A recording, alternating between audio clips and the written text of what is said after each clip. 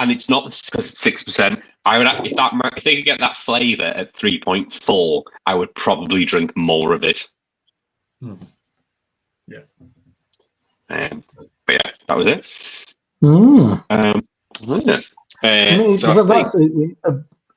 Does that say that that Ruby Mild is clearly excels as a cask ale? I think it's the only way to have a lot it. of other styles, you know what I mean? No, as I mean, like as a style, is it one of those styles that is one of the better ones? If you know what I mean, not just like sweet, different formats. I mean, if you think of cask ale, everything bitter, porter, stout, whatever. Is Ruby Mild just one of those things that jumps out? I would always go if I had a cask lineup and there's a mild on there. That is always my first port call. What makes a Ruby Mild, Harry? I think it's a variety. Well, so I was looking into milds and the different letters that are used to describe milds. That's a whole another fucking conversation. But there's basically a variety of different crystal malts, of different colours and roasts and the like. I wouldn't say so much Cara, but just a variety of different crystal malts. Oh, right. Cool. No, I just wondered. I've never thought about it that much. I guess it's one of those beers that you don't think about all that much. Is just drink it, don't you? I just have wet drinks. Drink a nice pint of Ruby Mild Jack Pub. I just have 10 pints of 10 gallons. Absolutely, yeah. I believe that Pennine Mild could be as good, which is the light mild, the straw-coloured mild, but I've never seen anyone do it a good one. You just said the swear word there. That was called light mild. I think it can be done. A nice pale mild from Fell. At Kirk's. Hey, this is a good thing. Maybe I'm having a flashback. Kirk's Festival, that had a lot of good casks, didn't it? Forgot about them though. But yeah, there they have three. They have a dark, a pale, and a mix. Yes, mixed mild. Kirkstall's double X mild was actually within the top 5. It just didn't quite make the cut. Yeah, they're I think about it, their Burton Ale was very good. Yeah, I haven't had that one. Yeah, once again, Kirkstall's Festival. It's on the top of the list this year. It's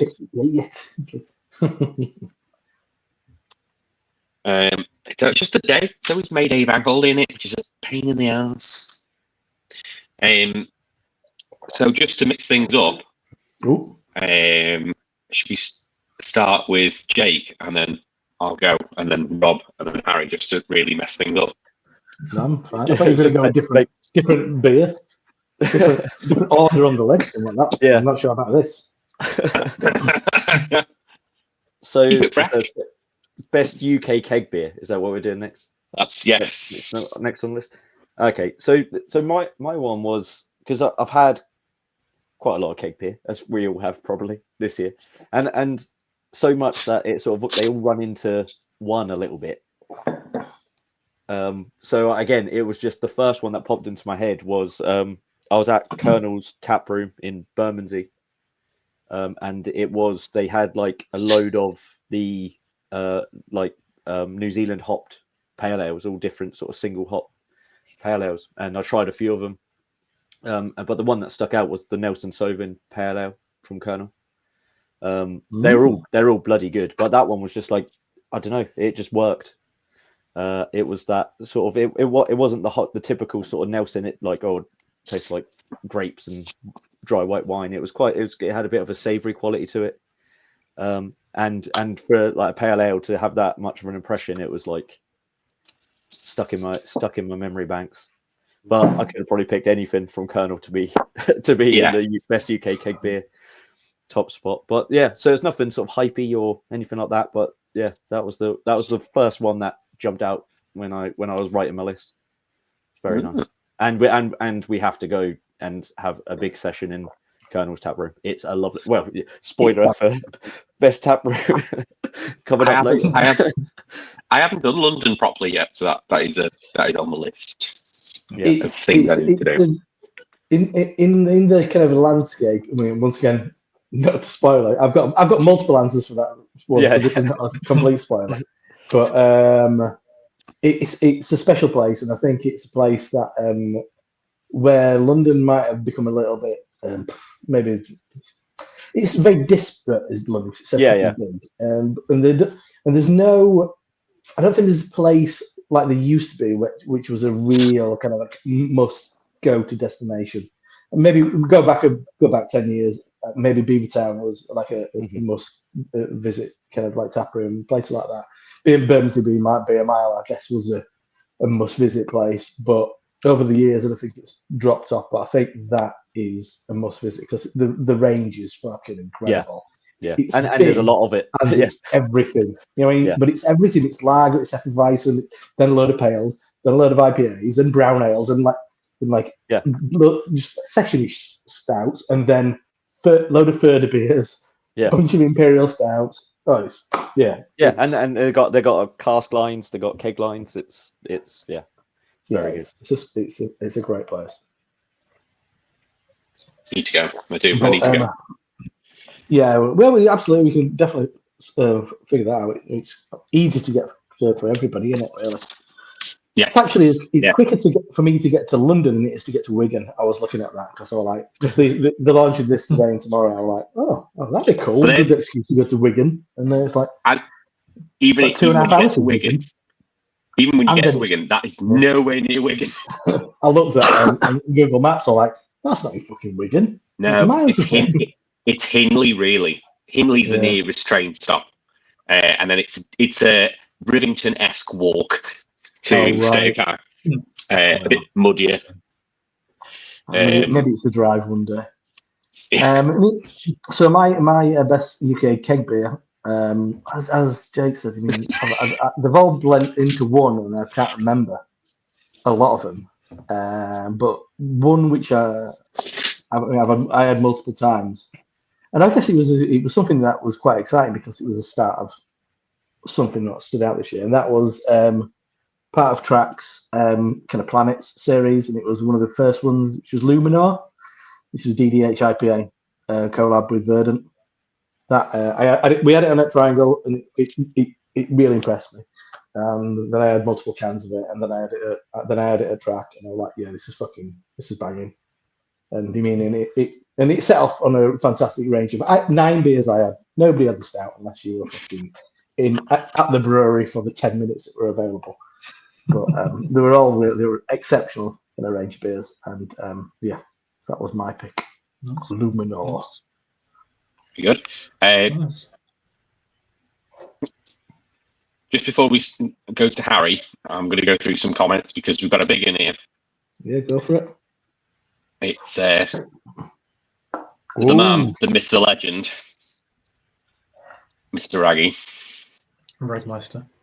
We've got Raggy's comments. What is picks? Throw them in, Raggy, in the comments, mate. I bet his golden pint to behold.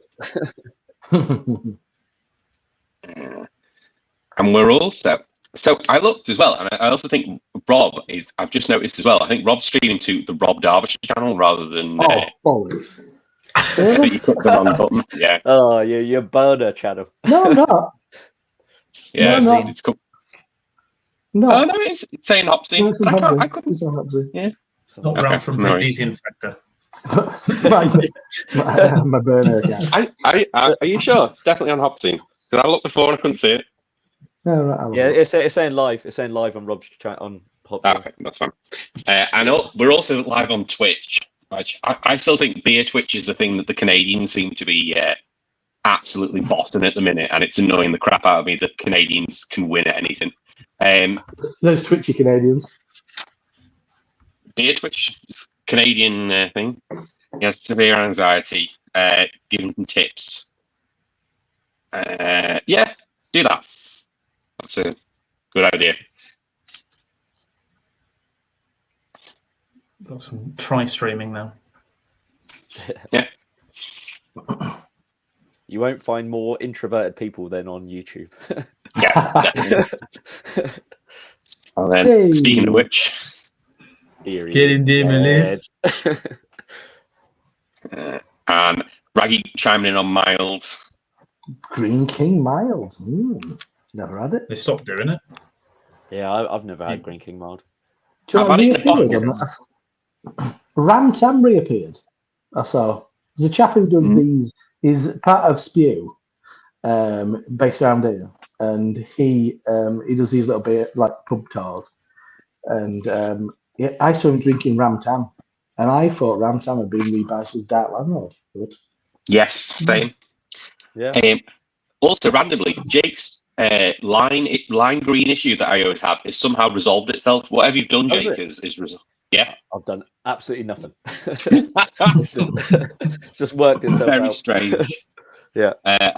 Raggy's best beer was keg beer. Cool. A local channel to me. He does his in model trains. I do actually really like his channel. I like model trains. I'm that kind of nerd. Oh no, you're green things back now, Jake. It's when you put So- the comments on, it gets rid of it. Yeah, I think that is what it is. So Harry, your UK keg. Right. So my UK keg was very recent. I haven't had that much UK keg. Well, that's not this year. That's not 24. That's 25 now. Well, sorry. It could be recent December. It was recent December. It was recent Okay, December. I'll let you off. So Don't try I to break haven't the had rules. very much keg beer. Last year, I haven't had very much keg beer compared to cask ale. At least I can't say I have very much keg beer that was extremely memorable. But one beer I It's did have. mainly tenants, that's why. Tenants and Twig. Carlin. Is that Yeah, Terence Carlin, just Carlin. Sammy Gall. Carlin. Put on it. Have you got any of that mad? You got Madra? A bit of Cruz Campo. No, it was Wold Top of all breweries. Their barrel wave. known for their keg beer. Yeah, so I had this with you in. How many did I have? You didn't have it. Oh, Jake, Cornwall, No. Jake, Rob, Cornwall. In the Col. You. Oh, the Colmore. I think you said Cornwall. Yeah, Cornwall. Oh yeah, Oh, that was that very little late weekend me and December. Harry had in Cornwall. Yeah, It's in there. Me and Rob had Each a to their own. romantic weekend. Yeah. Tell Down in everybody about Falmouth. it. So yeah, that we had at the Colmore, not in Cornwall, actually in on the Birmingham. 27th of December, so very late December. Yeah. Ooh, So- stuck in there. That was a barrel aged. I don't even know what the fuck it was. It was barrel aged something. Like Was it a double pale ale of IPA? some form. Was it a double Westy barrel aged double Westy or something? Yeah, From Wold something weird like that, and it was from Wold Top. Top. Yeah. Yeah. Barrel aged West Coast IPA from Wold Top. You're Yeah. making this In up. a- in a Salisbury pub. It's a turn for books, is this? Yeah. Let me find it. So it's called Oh, Barrel yeah. Wave. Yeah, I know it's had a stupid name as well, yeah. Because I looked at it and went, I'm not getting that, it's got a stupid name. They were very close to going under, weren't they? Wold Top. Yeah, I think there might have been. Yeah. So I think it it's only was quite a small concern. a whiskey No wonder barrel they can- aged double IPA. Oh Yeah, yeah. it's a double Westy. Yeah. It was Because that's just, what you want to do with a double Westy, just go put it in the whiskey barrel. Yeah. Many years, Great Divide did it years ago with Hercules. To be able to get barrel aged wood, just fresh wood Yeah. barrel aged. I heard about it. Hercules. Hmm. Maybe they did. Yeah. It was. The gas it It was used to do like It was a absolutely wooded mental. called humidor with high life. Was it? It was low. It was a lower ABV. Was it like 7.8 something double IPA as well? I remember it being low for a double IPA. Like No, a I'd say hot butcher 5. double IPA. So they can charge you more. 7.4 double IPA. Fuck off. 8, at least 8. 7.4. Is that what it was? 7.4. I thought it was Yeah. 7.8. The last keg beer I had in 2024 was Efes. Yeah. How nice. I had Efes in a Turkish Had you gone for restaurant Turkish? on New I thought it was Year's in Eve. my- Yes, I New Year's did. Eve. Did anybody have a later keg than that? No. Yeah, I was in It on was New Year's Eve. about No. 6:30 New Year's Eve. yeah. I was in the pub on New Year's Eve still until about 7ish, 8ish. All right. Yeah. What was your So it's your last keg of? Probably Yeah. last keg was probably a Braybrook Hellers. Oh, nice. Yeah. Big Which is a that's very my good, fucking a very good keg beer. Efes. Yeah. So Either that or my- Colonel Table beer. But but they also had a whiskey barrel aged version of Efes. Do they just pour a bit of whiskey into it? well, they do have the Bit of FS ouzo. draft. What's the fucking bit of ouzo or whatever? That's Greek, in it, I think. Rakia or something like that. Yeah. Yeah, Reiki. My best UK keg beer goes all the way back again to Beer X. It was actually at Beer X, Mm. and it was from a brewery that Harry put me onto that I'd never heard of previously, which is Twice Ramsgate. Brewed. No, Twice. Sorry, Harry. Twice Brewed, and it's the Toxic Juice. Stupid sour, but it was brilliant. So what kind of sour is it? It was like a lime fruit pastel tutti fruity kind of sour. It was mad. It just frothed in your mouth. It's not one I would have gone back again and again, but I really wanted to go back after a few different beers later on just to put it on my palate again, and it was gone. It was really annoyed me, but it was brilliant. I've seen the odd can still knocking around as well, so I might pick that up, but I don't think it'll be as good as it was in keg. It was also glow in the dark. Yes, it was. It was luminous green. Did it literally glow in the dark? Like they'd put like It jellyfish. literally glowed in the dark. shit in Yeah, there or so if you held it under like a UV lamp or something like that, it would glow in the dark. Yeah. I always carry around a UV lamp when I'm in a bar as well, just to make sure.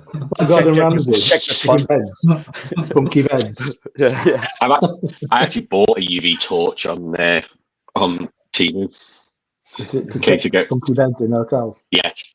Do you Yeah, know it's what? a little pocket I'd rather not know. I'd rather not Exactly. know. It's My wanna- mate used to open up Boots meal deal sandwiches and get disappointed with that there were no filling in it. It's the same thing. Don't look, and then Yeah, you yeah. won't be affected. Or I'd you just could- rather take- in this bed. Take the It's not bedclothes off empty. and sleep in the coat. Oh, there's a patch there. There's a patch there. I need to make a patch here. Yes, yeah. make a dot to dot. It's not someone else who has a UV lamp. Could go, oh, a dog. What's that? I'll get a UV pen and make it out that you're really talented at stacking in a controlled manner. Sorry for being down the turn, Adam. So I'll let Harry go next because I've actually got a bottle of my honourable mention for the next category, which is best UK can or bottle. I think I put bottled, but yeah, no bottle. No one got bottled. Hopefully. Well, yeah, it was bottled, and someone could have been bottled. No one was bottled after what I drank. Ooh. So mine was an ale from Azvex, and it was the blueberry cheesecake scoop. Because I shared this with the guys at work, and we were like, "What the actual fuck?" As we were trying to pour it out of the can. And Mine exploded. I never got to try it. oh, I lost the can on a That's train. I worse. think it rolled out of my bag or something. I can't remember if it was that one. What did it look like? Purple. It was purple. The Cameron art was purple. I think I had that one out of the tap. I think was that kind of like middle of the year, not the last release. It was Farm Trip. No, it was later than that. Yeah, Because No, it couldn't have been. I gave you a can at Farm Trip. It must have been either before Farm Trip or. When so, was yeah, Farm Trip? maybe August? because. August time. Oh yeah, that it might well have been. Yeah. Was that when Farm Trip was? Mhm. I can't remember. Oh yeah, I've got There the was glass one for there. the birthday, 29th wasn't to the 31st of August. it? Yeah, the purple one. Yeah, I was at the tap on the day they released it. Yeah, the one that I lost was chocolate cherry for the birthday. I think it rolled out of my fucking bag on the train or something. I got to Becky's on Tuesday. Put all beers in the fridge. Got to drink them on Wednesday. I'm like, where the fuck are those two beers? Anyway, interrupted. Scoop. Oh, no. Sorry. That was that. It was very good. They were doing it as a sorbet. At the thing. Yeah, I had the strawberry one at the tap as a slushie. Jack said they canned it on that day, and I think it sold out within 3 hours. It was very good. I thought the first one was good. I think for me, those scoop beers are miles better than the Manor ones. They've not really. Yeah, for me. I like the Manor. I think they're pretty good. The scoops the really good. tropical banana one was really good. Not the strawberry banana. It was like almost like a pina colada job. Yeah, the scoops are very good. So why do you love it so much, Harry? What do you like about it? So, one, I shared it with all my colleagues because we have on a Friday we have beer club. So everyone brings a can and then we talk about it, sort of thing. Well, it's not like show and tell, but like, we bring a can and have a bit of a laugh about it. And so one of the guys who was with us, he quite new starter at the time, and we were just educating him in the world of crazy fucking beers.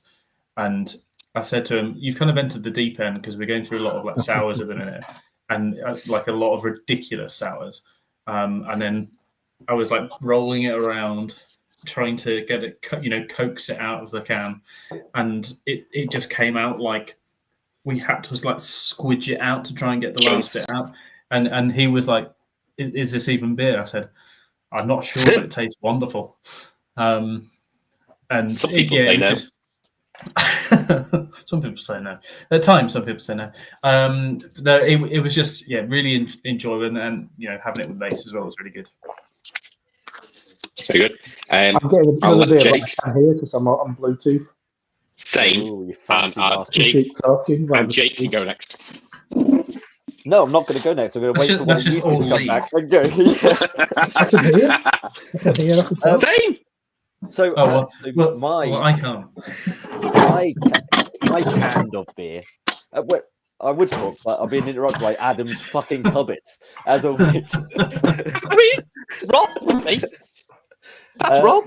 My can of beer was all the way back in January of 2024. Wow. Shortly after, Untapped helped me with this one. Shortly after Putty's release, I had a can from Track, a double IPA called Reprise, which was one of their firelized jobbies. And I still remember it now because it was sort of just after Putty. And then I was like, this double IPA is very exciting. It's excited me. It was very good. So yeah, and yeah, that whole firelized thing, I think I'm all for it. It was just like a smack in the face, and that's what you ultimately want from a big beer. I was wondering where you were going with that. But it was just very good, and I still remember it now, even though I had to be reminded of it by Untapped. I was like, oh yeah, that was very good. But it was a very nice beer. I think it was like a quite orangey can. Yeah, I can't remember the can. I think it was kind of orangey. Yeah, it was. But it was just a double IPA that, because it's hard to get excited about a lot of the like hazy stuff really nowadays because there's just so much of it. But that was one that was like, yeah, this is how you do it. It was very good. I've actually got my honourable mention, so I'll go now and we'll finish strong with Rob. Oh yeah, you know it. So my honourable mention, which is not the winner, but my honourable mention is this, which is from Thornbridge, and it's Pachamama Mama. That's the brown. It is the brown ale, and it's the Spanish honey aged in Pedro Jimenez bottles. Yeah, we had it in a bottle, me and Harry, again, after Beer X. It was at one of the fringe events, which we had to get a taxi to because it was quite far away. At the it was a bit of a weird taxi as well, wasn't it? At the little room on Exeter Road. Sexy taxi? Or was it a sexy one? There's only one way you two are paying. Did he take you to a field? It wasn't a fake taxi. No. It was a real one. You another way to pay for your taxi. It wasn't fake drag, put it that way. And we had it as a tasting, but I think more or less, other than this old fella who didn't have much, and the young fella who was sat with us had a little bit. More or less, we had the bottle between the two of us, didn't we? He's frozen. We had that at Indie Man.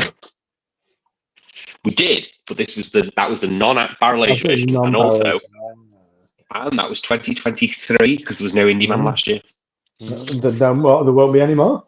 Yeah, I think it'll come back in some shape or form eventually. Yeah. But yeah, that was an honourable mention.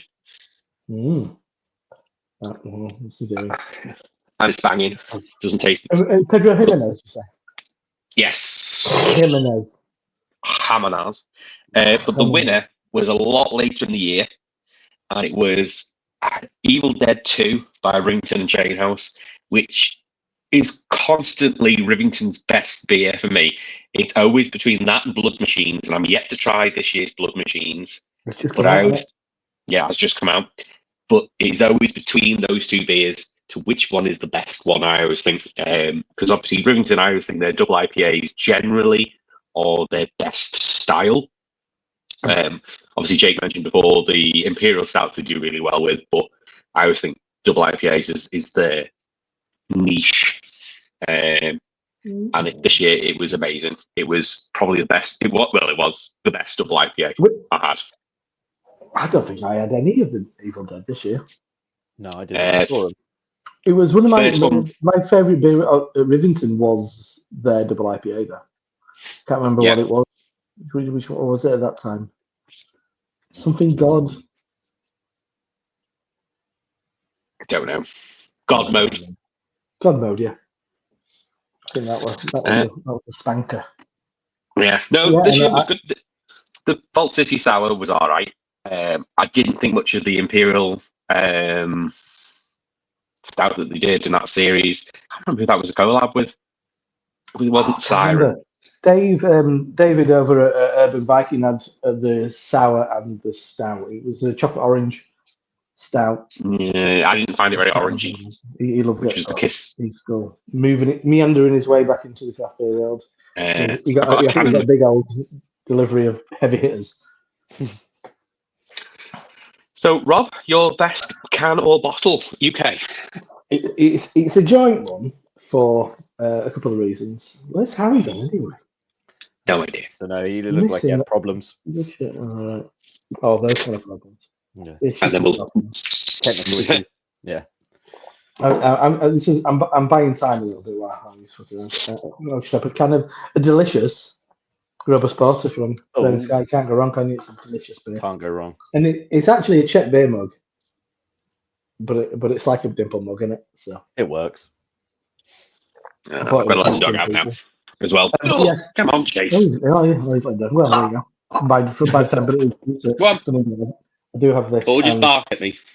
A kernel export India Porter to enjoy. So yes, that's a joint because one of them I bought a few times because I thought it was absolutely fantastic, and the other one because it was just fucking awesome. But they are from both from the same brewery. It's Azrax, and that is I'm on another tab, and it's Coca Demon 2, Oh, and Corpse Paint, which was I forgot about that beer. Which one, Coca Demon? Corpse Coca Paint was Demon, brilliant. And I've got Fucking Cacao Demon as And- number 2 as my next beer. And I forgot, for some reason, like Azvex has gone out of my head for this whole list. Coca Demon was so fucking good. And First year it was Corpse amazing. Paint was brilliant as well, yeah. Yeah, Corpse Paint was, Corpse it was Paint was so brilliant. good, wasn't it? It was, Yeah. I mean, there was that. I mean, there were 2 which were kind of vying for my attention a little bit, and because I had them multiple times, Corpse Paint, and there was a Verdant and 2 Flints collab, which I can't remember what it was called. That was very, very good. I've got a few times. But yeah, Corpse Paint, really, that was, fucking Stunning But artwork as well. Demon was just, well, I don't want to say too much. Yeah, it was in my top 5. It was really good. It was really good. I tried to get I tried to get a cans of both for tonight. As I could have got one of the beers that I mentioned tonight, but it was too expensive and I didn't bother. But I was hoping. This is brilliant. Optimist still had Corpse Paint when I went last night and it sold out. So I was like, oh, maybe he's squeeze one in. But yeah, both those were. I mean, Coca did this year. Last year's was fantastic. This year's was good. I think you'll find it wasn't last year's. It was 2 years ago. Before. It was my 2023 beer of the year. I think it was mine as well. 2023 beer. Oh, The birthday stouts were good as well this year. Oh, here he is. A little better. Here he is. Better late than never. Hello. Say his name when he appears. See, we were going to finish strong with Rob, but then now Peter's turned up. So now Peter's the last one to do best canned or bottled ale in the UK. Best canned It's or not bad. bottled, them all. You did do it. You did do it on your phone like a normal person. No, I'm recording on my phone. On my Oh, of course. Excel. Hey, Excel. the laptop. Love it. I don't have any miles and I don't have a spreadsheet, so couldn't do it. No.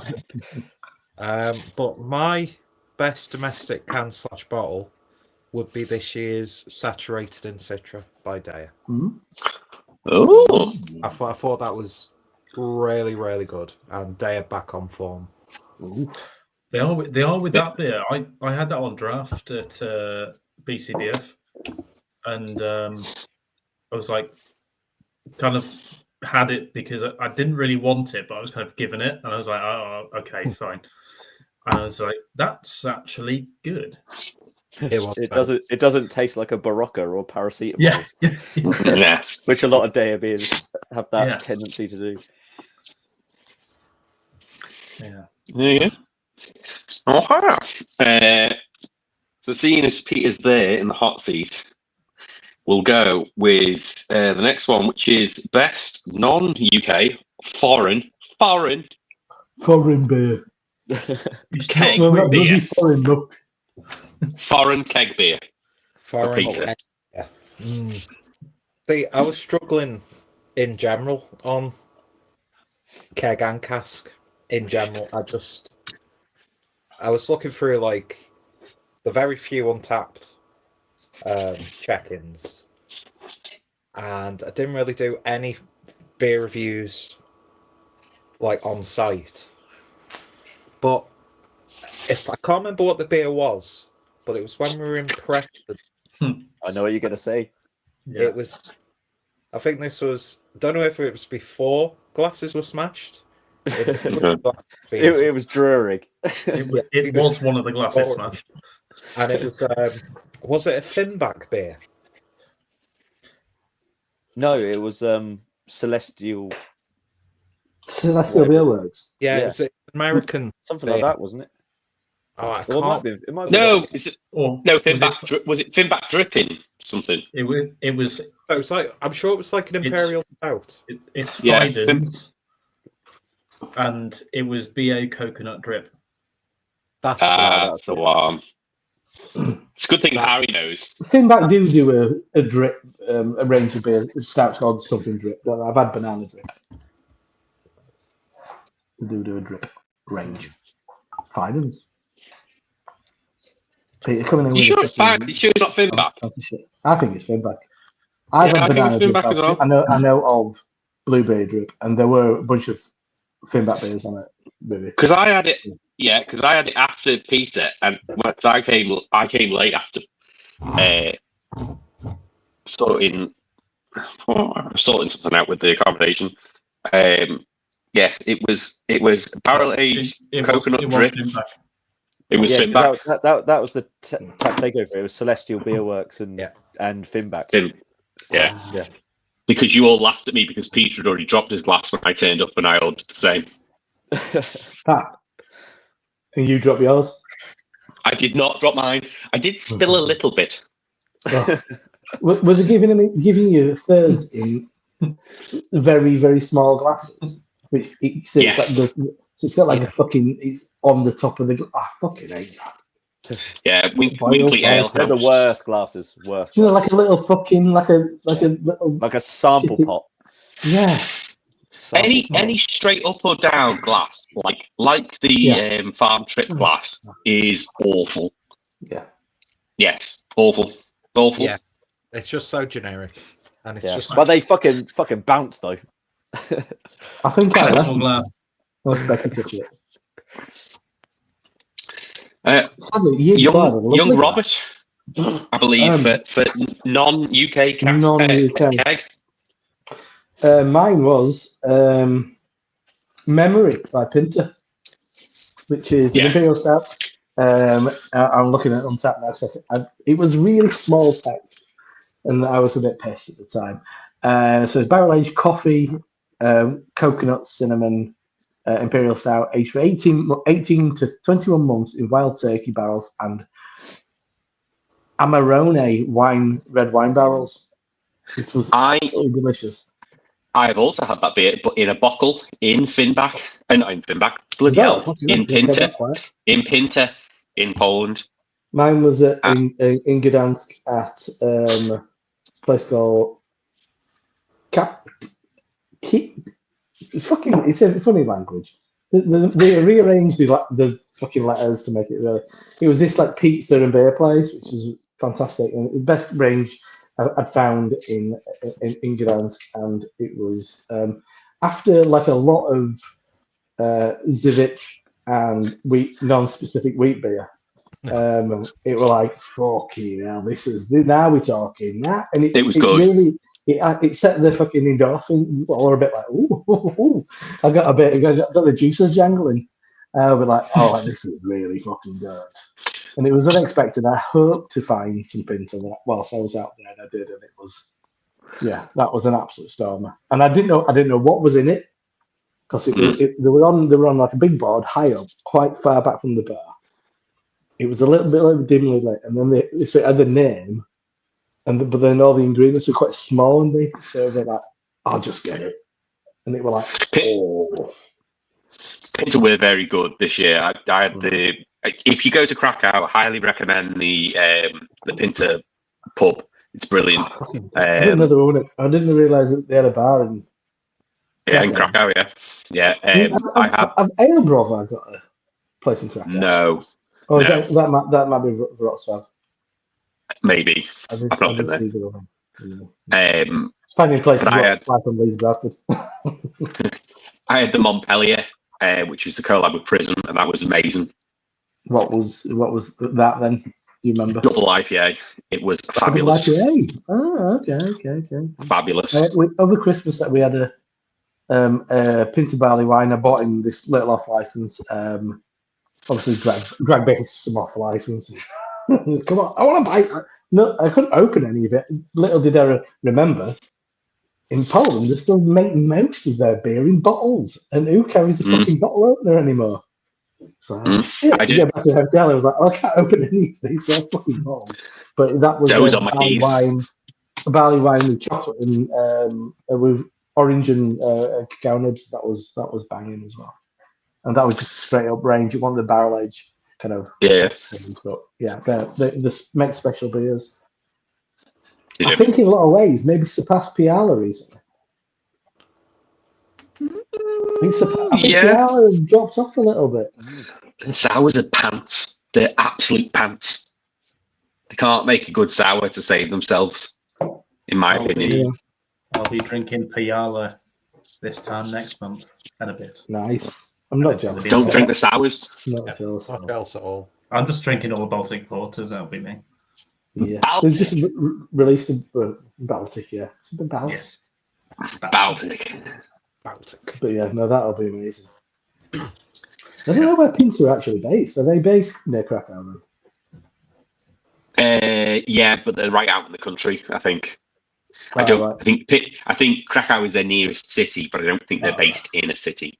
Yeah. Cool. Young Yes, Harold. Well, my ale has already been said because it was Finback, not Fiden's BA coconut drip. It was on your list. Oh, You that's still what got you it wrong. listed, I went on the wrong day, didn't I? Yeah, because I've written it down as Fiden's, but yeah. It begins with an M. Harry's been Stop it. thinking for like 5 months that his Fiden's beer with that shit up. That was good. It was very good. Yeah, that's that. Jake. Mine's very, very simple. Obviously, I had the pleasure of going to Munich again with my work. So it's Augustina Dunkel. Drinking it Oh yeah.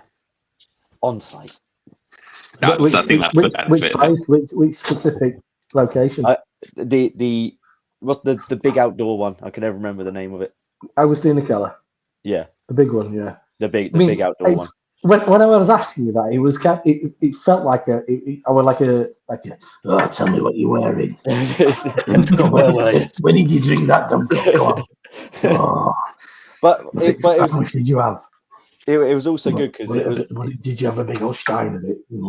I had a big. I had a stein. Oh, I had a big. what it frothy. It's like I was like ill at the start of that trip. I had a fucking like sickness bug, which going on a plane with fucking like shitting piss out of my ass.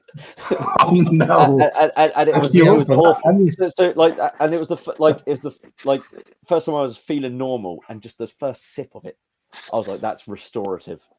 That is everything I need right now. It was lovely. Oh, the nutrients. Yeah, exactly. Yeah. The big question, Jake, is: would you rather shit piss or piss shit? Shit piss. Yeah, I'd rather. Yeah, the other one is ludicrous. And painful. yeah. Depends how solid your shits are. Yeah. Plus, No. I think you're prone to infection, wouldn't you? Really?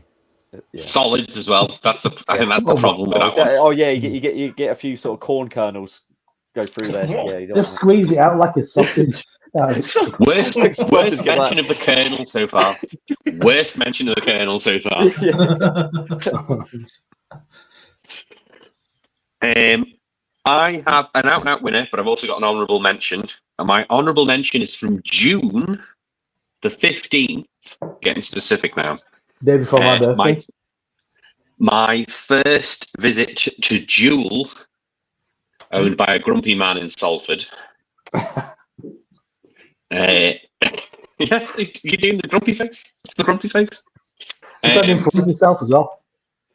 He only laughed when I left, and I accidentally walked into a bin.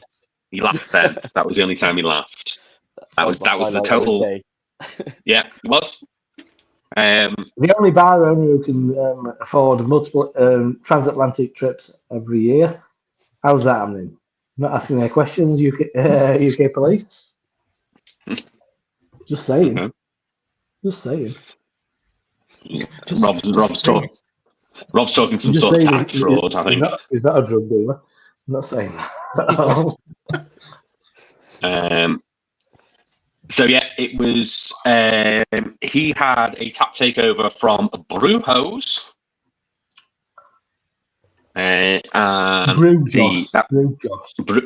Brewhose, I believe is the pronunciation. And the best beer that I had whilst I was there was called Populous, which was a 7.5% New England IPA. And I said it was so much juice, so much peach juice. Jesus, this is a lot of peach juice. Peachy? Yeah, it was very peachy. Peachy hopped. And that was an honourable mention before the dog starts kicking off. Would be now, wouldn't it? Jake, I was kind of hoping there that you were going to open the door and the LS14 was there. Oh no, I've got a little space for it there. I could have brought it up just for you, Harry. Please do. This is I was hoping it's that Jake was going to open the door, and it turned out it's actually at work. Yeah. Just a full office of people there. Just like empty desks, like banks of PCs. No, I could hear like ghostly singing, and I just text my wife like, "Are you like singing like hauntingly?" Like, Must be the telly. Fucking like No, Victorian child standing there. No, it was her singing. It's the LS14 singing to you. Sorry, as well. Really creepy you out. Yes, I want to sew. Put me back to use again. I want to be on YouTube again. Am I betting on UK keg beer? It's a bit of a cheat because it's a collaboration with a UK brewery, but it's actually brewed by Basqueland, and it's the Salsa Verde, which was amazing. It was possible. What was that then? It was an amazing triple IPA. I know people hate New England triple IPAs, but I thought it was brilliant, absolutely brilliant. Absolute Was it standout. made using herbs and garlic? And No, I hope it was. I feel for about that. But it was one time. Thingy Bob, not Bassland, but who was the other one? What was the fucking other one? Other bit prominent Spanish brewery, probably from Barcelona. Garage. Yeah, garage. They did a beer called patatas. Bravas. Yeah, patatas bravas. And I was convinced. This came up last week when I was working. That it tasted a little bit like ketchup. Potatoes. But then again, maybe that's just in my head. Well, this wasn't, and Harry's going to get very excited in about 3 seconds when I say it was dry hopped with HBC 1019. That's why it was. Is that instant erection for Harry? Oh yeah, it is now. Yeah, triple IPA, dry hopped with HBC 1019. It was amazing. What's 1019? Educate me on 1019. It hasn't got a name yet, but I like to call it steroid Sabro. Oh, Well, sign me up. I'm playing Crush recently. Crush is lovely. Oh, that Yeah. it was in that. Some Crush. Doing a lot of I've beers got that in Crush. downstairs as well, Jake. I'm on a burnt mill at the minute as well. Oh, The arcade. That's so weird because that was made for a local bar in Ipswich. It was like their anniversary beer, so it's weird that I go to that bar. Oh, I didn't. That's it. I picked up the double. I didn't bother with that one. So I thought, it's just made for some fucking bar in Ipswich. I'm not buying that. Yeah. I got. What are you I got drinking, loads Peter? from them. I'm Sorry, on supermarket stuff, so I've got Can Heaven, which be I still worse. think. Could be Okay. something from Brewdog. Yeah. Absolutely a fucking abomination. I want to look at my work-life balance. Oh, Jesus. Did you see that thing about him in a fucking thingy chamber? Oh Jesus yeah, that was Christ. that meme of him with like looking like the Mad Max guy. Did you see that? Yeah. The guy from Mad Max with the fucking like rat grin.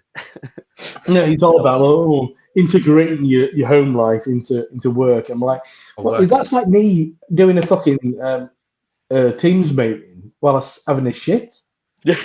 No. Yeah. He's got Is so that much acceptable? more, he's got so much more wanky now. So yeah. much more wanky. Because he's a big LinkedIn guy now. Oblivious. Fucking all over LinkedIn. Like, Oh, yeah. oh god, it's fucking crazy. Yeah.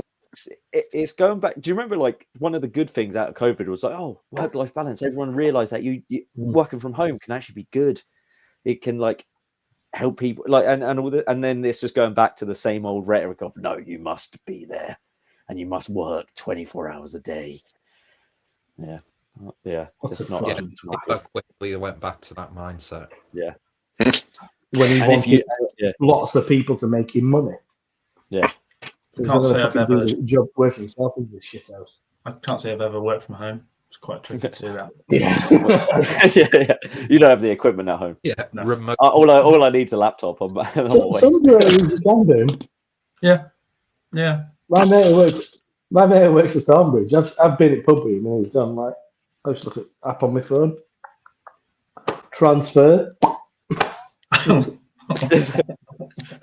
Honestly. Yeah, I know. That's it. Harry has to get spotty. He can check it on his phone. But yeah, there you go. Harry has to get spotty 17-year-old to do his transfer. Doesn't quite work on his phone. I don't trust You anyone. can just ring him up. Transfer. Right. One Sorry, word. Harry. One word. Johnny. Johnny. do the Mate, go. transfer. Oh, Johnny did a transfer. Unlucky. The transfer for Uncle Harry. Please. I think this is Rob's channel because it comes up in the chat as well. Look who's on here. Look at the legend that is Terry's quick theories. Yeah, he's back. Yeah, Evening, he's Terry. back. Back again. We've also got another one from Raggy. So about world top. World. Scarber. Who's cooking? I've not had that in a long time. Cupid on Harry's channel, I think. It was nice. Harvey O'Hare, which literally sounds like He's one of mine. He's not me. Yeah. He's one of mine. Not one of your channels. One of your fucking accounts. Because I wouldn't be saying shit like that. Yeah. Hugh got a bit defensive. Yeah. Oh, here we go. Harry's all man, except his vagina. Oh. That's Oh no. And my vagina has 6 inches girth.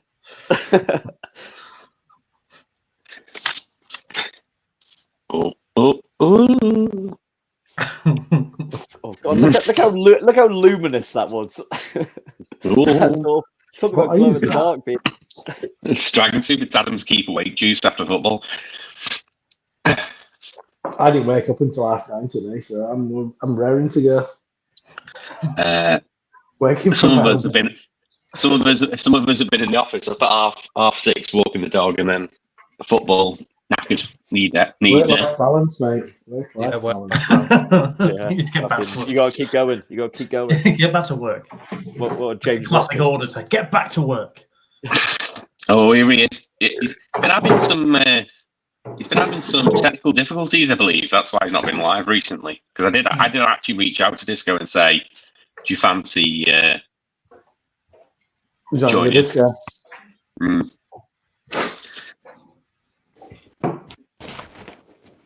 Yeah. Someone else's turn to bang around. I don't know why Sammy's in the chat, even though he's got the link for one, and two said he was joining. He said he would be on the VB. Cheers, lads. I know. VB at breakfast. I know. I said just join with the coffee. Sammy. You can catch up on your. We'll sit and admire your. We're onto the pissing pissing and shitting. Oh, here he is, Josh. Same applies. Get your bloody comments in, Josh. Yeah. I know. I said. We That's can why I do- changed it to domestic. That can be the second part when them two can get their arse in gear. They can Yeah. regale us with their choices while we sit back and get slowly drunk. Well, speaking of which, young Robert, would you like to take the next question, which is best non-UK can bottle? Yes. I was going to buy a bottle of this last night, but then I'd already spent £36, and I thought a £12 bottle on top of that seems a little bit silly. I'm getting to the thing because it's quite a complex beer. It is complex. I'm not doing it for the sake of being a twat, but it was delicious, and it's a beer called Fourth Dimension. It's by Elm 11 in collaboration with Lervig. It is a blend of barley wine and imperial stout, which in itself is a little bit pointless because you just don't really taste barley wine. But they say what it is. It says on here 2 barrels from the Rackhouse project and 2 from Elmer Levin's barrel age project.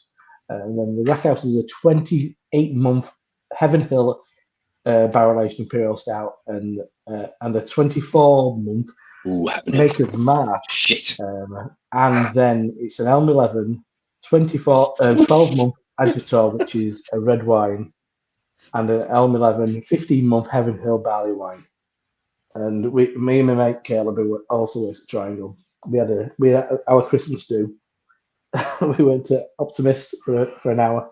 Then we went to there's been a beer kind of place opened in Saltaire. So we went there and we drank pints of German lager. We had ABK,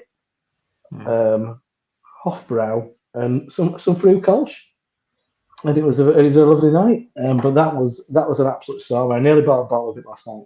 It does all the business. It's got fucking pink wax dick and shit, and it's just so refined. It's very grown up.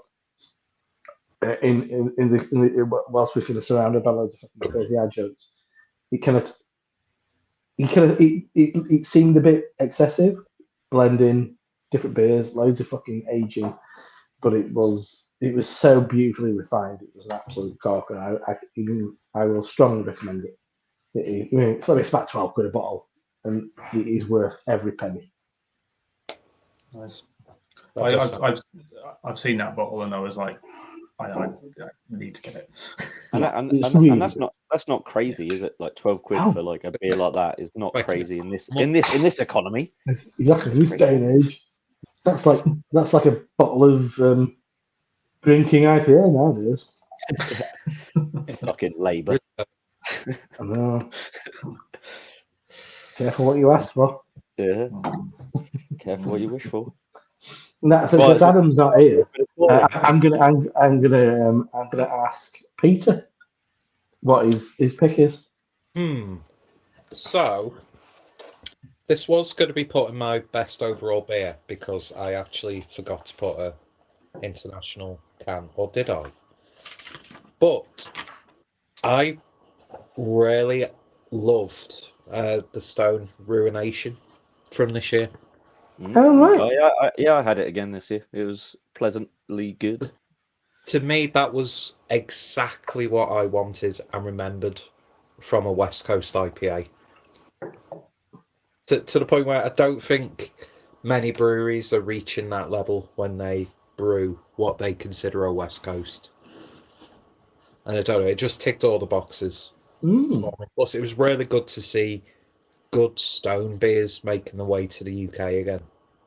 American brewed stone beers. Mm-hmm. Yeah, American brewed. Probably a big chunk of it. I had quite a few good ones. There was a really nice black IPA that I had, but the Ruination was. And also, they're all like a really good price. Yeah, really, really well. Yeah. It wasn't like silly money. Sad. It's a slightly sad situation, though. But it's happened to everybody. I mean, all the kind of the pioneers have either fallen by the wayside or been swallowed up by somebody or whatever. Mm-hmm. Yeah, there's not many that still kind of like exist. I can't remember what owns Stone these days. Some fucking venture capitalist, isn't it? They're not what that's really interesting for you, Peter, to say, because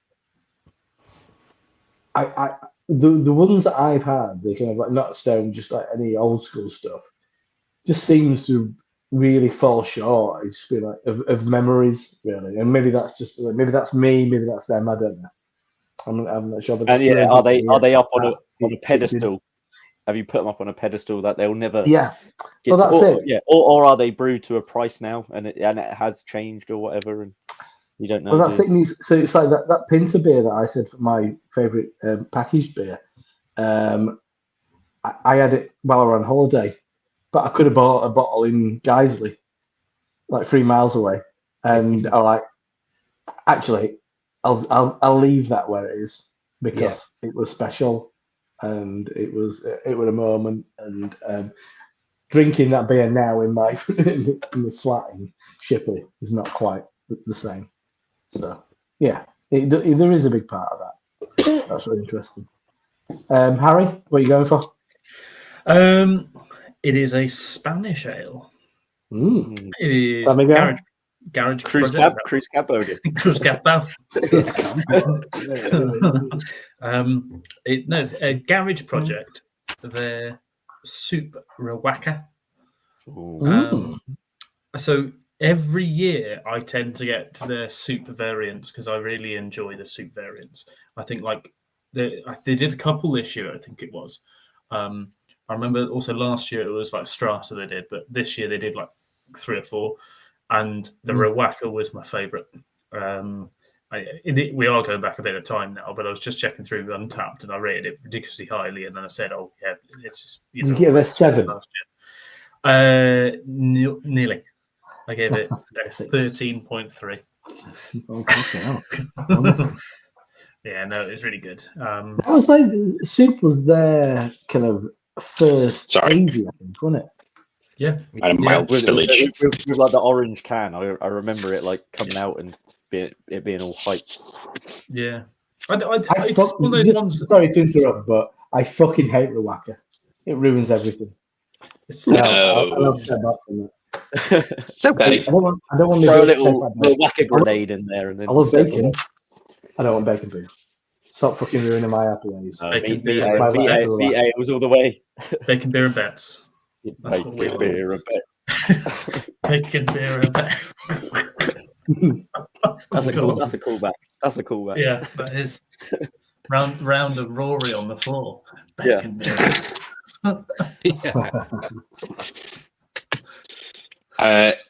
Young Jake, your non-UK keg ale.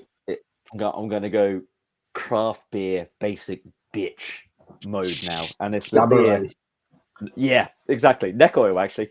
If you're close, but it's the beer I'm drinking right now. How many cans did you pick? Did you get the Trembling Madness offer? The 4 for for 10? Yeah, I got that offer. Yeah, 3 for a 10 or whatever it was. Yeah, I got like 6 cans, and then I've had like 6 cans from my local bottle shop as well, and I've drunk so much of it in the last month, and so that's why it has to be there, because it's just exactly what I want. It's just a great beer. I'm one who really struggles. Like I can't pick favorites or anything like that.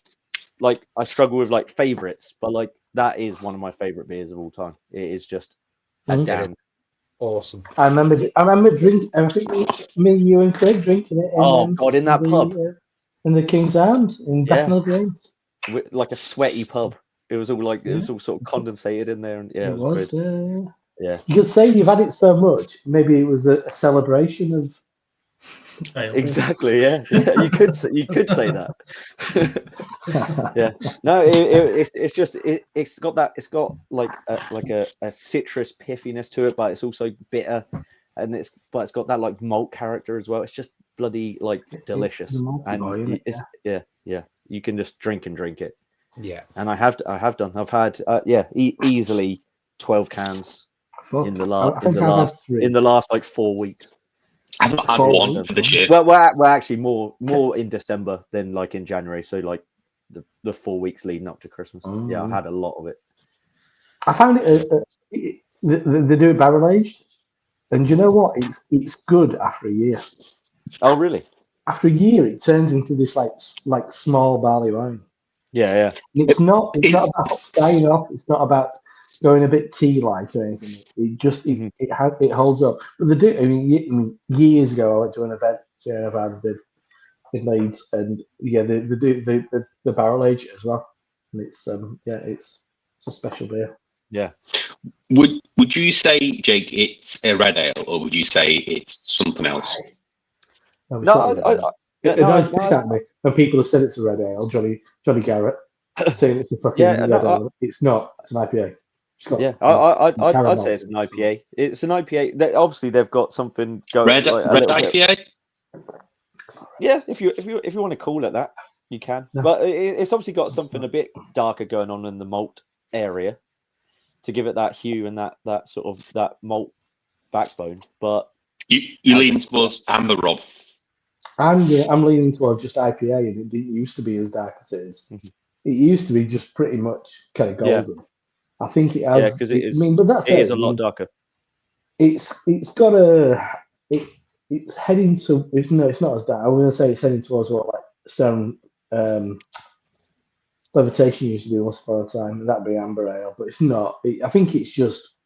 It's probably as little as. I mean, they just upped a couple of percentage of probably a bit of crystal malt or a bit of Munich, and it's just turned it a little bit darker because it maybe feels people want it to be a fucking red IPA because it's Christmas. Yeah. That's You want- all they want. And the can's red. Exactly. Yeah. Yeah. When I'm watching Johnny talking about it, I'm like, I don't comment much, but I'm like, Yeah. it's not a fucking red IPA. Yeah, I've never thought of it anything other than an IPA. To Yeah. come to think of it, I've never quite questioned it. It's obviously a darker IPA than sort of like your standard sort of golden coloured West Coast IPA, but it could verge on red IPA at a push. Okay.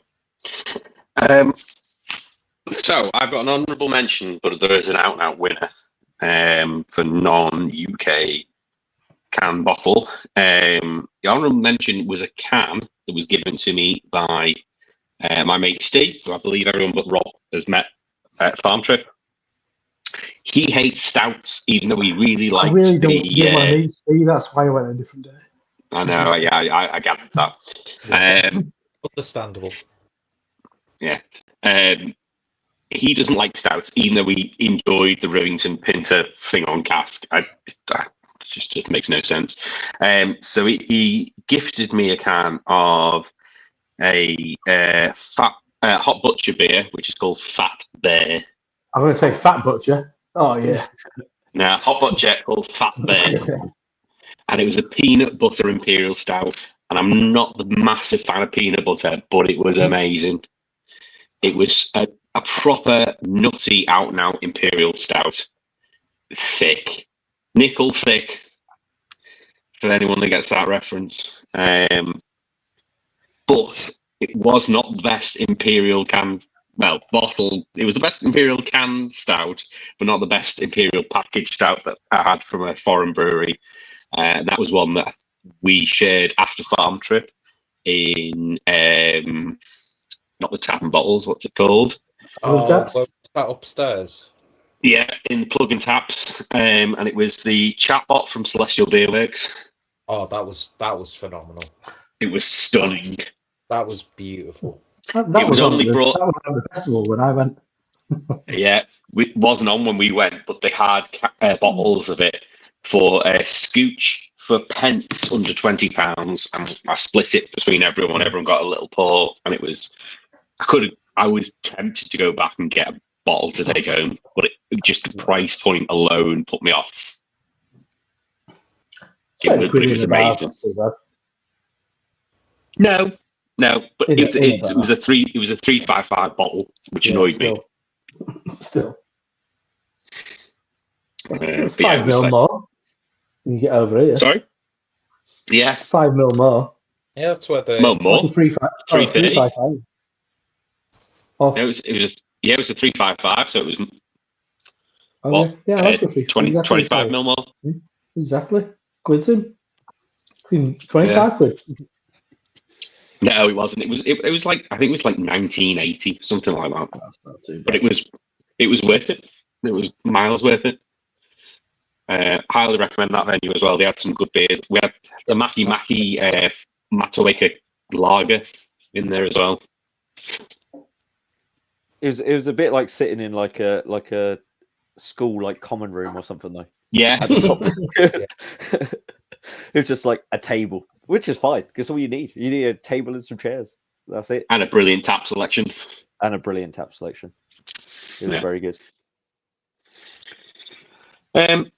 Jake, should we go next for you for the next one, which is the big one? Best The top overall three. beer. Top three. Top In three. So reverse order.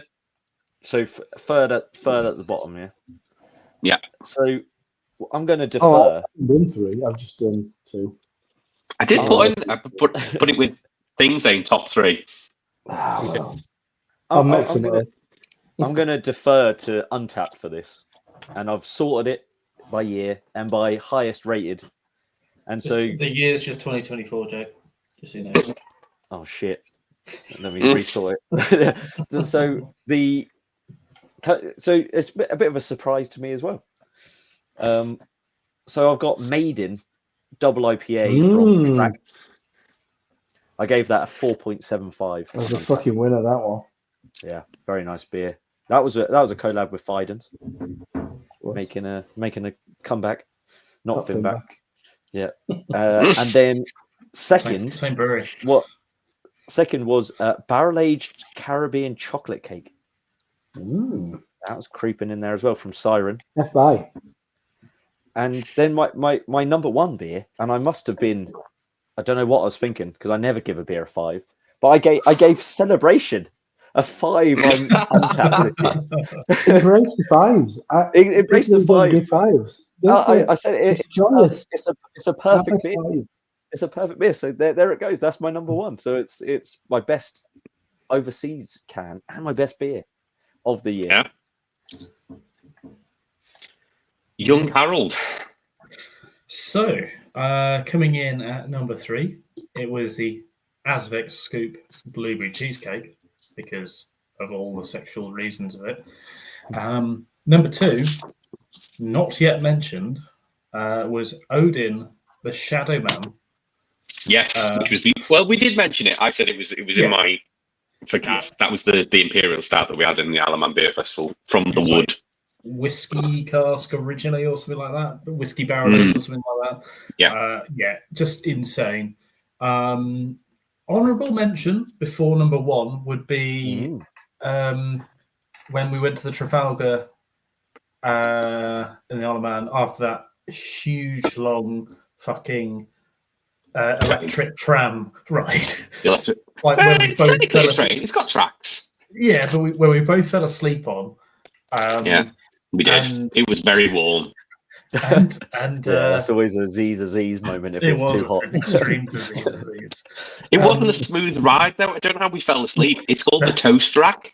It was not smooth. It slowly rocks you on a wooden bench. On a wooden bench back and forth. Yeah. But just going into the Trafalgar there and having the mild from Odin's Mild, I think it was. Just that was very, very. It was a good Ruby Mild drop. Yeah, very, very good. But top was, I think, probably almost like my beer of the year was Bushy's Oyster Stout. It was just sex, just pure sex. It's so fishy. It's an oyster stout.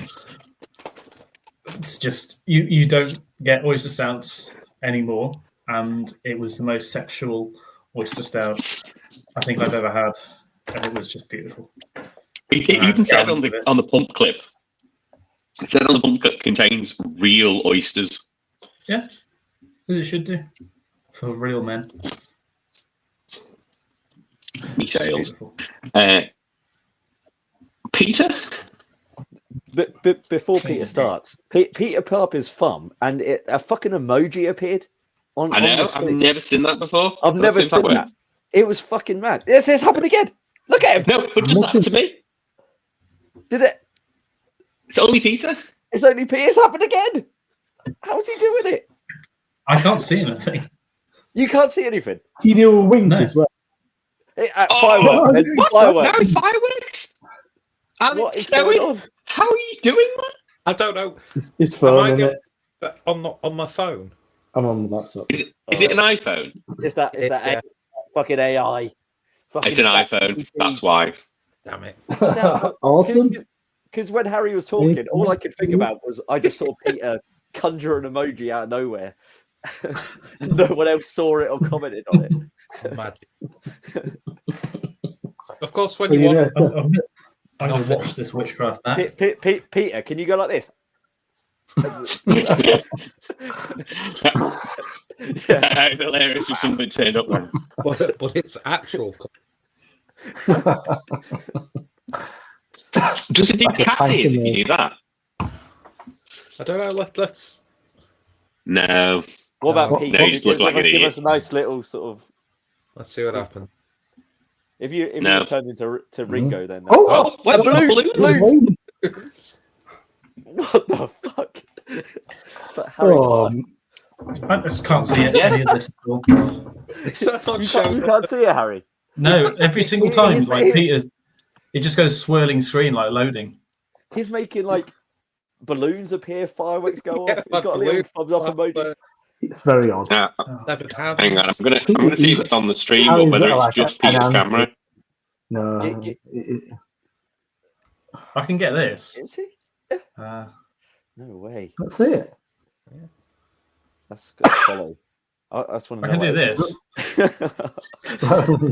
Yeah. Very good. Well, that was entertaining. Yeah, Okay. sorry, I derailed it there. You give us your beers, Peter. Sorry about that. I just Sorry, couldn't let that. I could let that pass unacknowledged. Oh yeah. Oh no, skills. it appears on the live stream. I just missed the balloons. Hang on. Hang on. Yeah. No. Yeah, see, look. Oh, there for a second. So it is appearing on the live stream. That's hilarious. That'd be funny if it never showed anything on the play. Yeah. I know we look like mad people. Just talking shit. Yeah. People are like, what the fuck are they talking about? Go on, Peter, your beers. Sorry to. Right, so Peter, just blow a kiss first and see. I just want to see. Oh yeah. Oh, fuck. Nothing. I thought that'd do something. No, I didn't do anything. No. Get your cock out. Maybe we get a real machine. One here. or a shrimp. Either way. just the hand does that. So see, I've got beers in here that I've already mentioned, and that was Yeah, not. everyone has. That's the whole point of the overall. Yeah, exactly. Yeah. So with Harry, I'm going to agree that Scoop Blueberry Cheesecake was just a monumental. I've never experienced a beer like come out in lumps and just slowly protrude out the can like that, but tasted fantastic. There was a beer that I got from a French brewery called Popine, and it was like a 16-month whiskey barrel-aged stout. Trivia. So, like, old school, Buckle de Vache. just perfection. No, like, silly flavors, but just a really good base stout, and the barrel aging aspect was perfect for that beer. See, I kind of think that Stone Ruination is kind of a honourable mention, because I thought that was like what I wanted from a West Coast, but I've got to stick with my best This UK Peter can just bottle. It's got to be saturated in Citra. Oh. So saturated in Citra was my beer of the year. Wow. That's a big Did you have it bidet. when we all went to Daya? Well, sorry, that was pre-Adam. It wasn't invented at that point. Because it's like, Did we have saturated citrus? Had they started that? Had they started that saturated? Oh, it's the invoice Not for the line yet. microphone. They had it for a long time. That series. yeah, done that for a while. Citra was the first one as well. But that's just like with Ruination being what I want a West Coast to taste like. When I think of double IPA, Ooh, don't knock it. saturated in Citra is what I want from a good hazy double IPA. Nice. Fair enough. Have we had Robert? No, I'll make it quick. Because you've already heard it. I'm going to go the M11 Lervig blended stout barley wine thing. I'm going to go number 2 is the Pinter Memory, and then joint number 1 is because I feel like I can't just have a fucking load of Imperial Stouts. It's just that's reductive, isn't it? I mean, yeah, they're the best beers, aren't they? But what do you drink more of? And I'd say number 1 is Joint Cacao Demon, 2 and Corpse Paint from Al's. Which is what I'm drinking currently. Look, Cacao Demon. Mhm. It's fucking awesome, isn't it? It's amazing. Yeah, it's really good. What was that? Cacao Demon 2? Mhm. Yeah. I don't think that was as good as the first. Oh, God. I agree. I think it's Yeah. but how do you remember? Because it was my beer of the year. Yeah, 2 days ago. but you can't take yourself back to that very moment in time. Well, I think it's more muted. I think it's just a different beer at a different time in your life. But it was really good. It's subjective, isn't it? That's the point. But yeah, exactly. I mean, it's not. I don't. Yeah, I think the better than it was whole thing is it's kind of pointless because it's like, well, you're never going to be in that situation where you can have that beer unless you've got a time machine, that beer and put them side by side. It doesn't really matter. I think it's more balanced, but I don't think that helps Then an what Imperial you Stout. remember. No, I think this is more balanced from what I than remember. Yeah, exactly. From what you remember. Yeah. That's the entire point. But I think it misses that sweetness. Yeah, that's what I took from when I had it. I kind of think that sweetness would have just lifted it. Yeah, maybe. I think you might be on something there because the birthday stouts weren't as sweet as they were last year, and I thought they were better for it. Because I think those birthday beers that are like pancake stack and stuff. Is that strategic reserve? Were excessively sweet. That birthday beer was ridiculously sweet. I only had a third of it at a beer festival, and I found it hard to like the first sip. I was like, "Whoa, that's lovely!" And then I've got a can in the cupboard to drink a third of it. The year before, I still did it. I still did it. I necked it. I might keep hold of it for a bit. Yeah, it's not going to change. Sugar in it. So my top 3, again, I'll be quick because they're all mentions that I've previously done. 3rd is Barrel Aged Pachamama from Thornbridge. 2nd is Salsa Verde from Bastaland and Track. And the 1st is the UK Cask winner, which is Sarah Hughes Ruby Mild. Yeah, there you go. 5 stars. Yeah. I don't give them out very often. Where is he done? He really doesn't. Where is Sarah Hughes? Stourbridge or the Woods, my Stourbridge.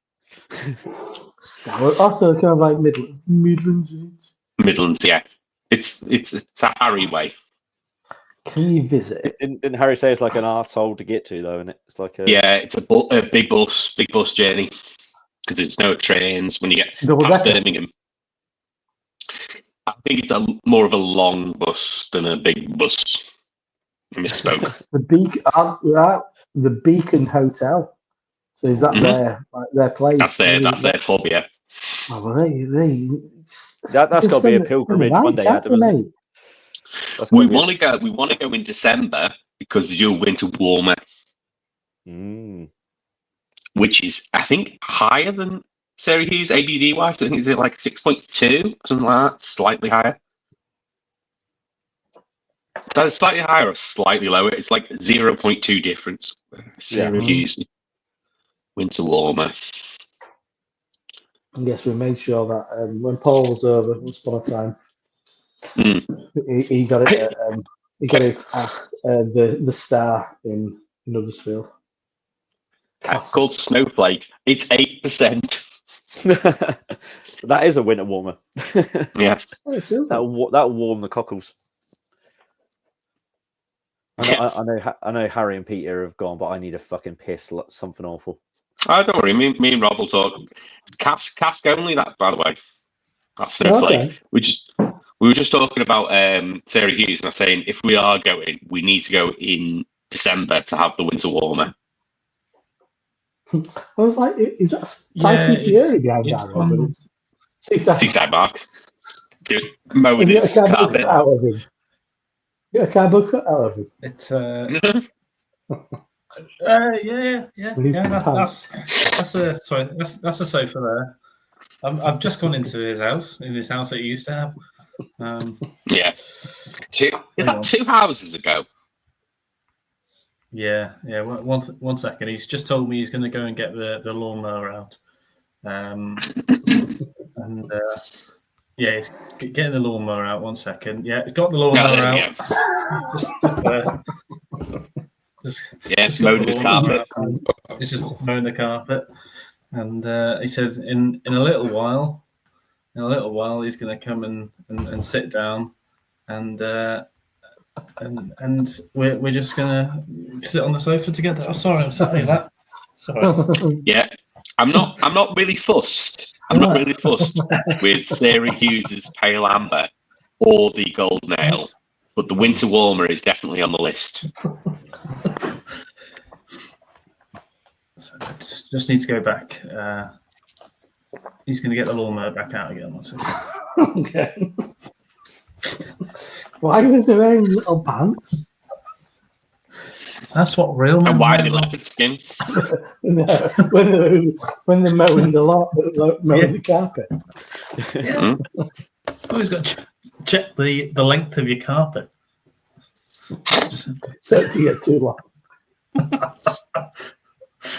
Oh god. Distracting from the proceedings. Where are we then?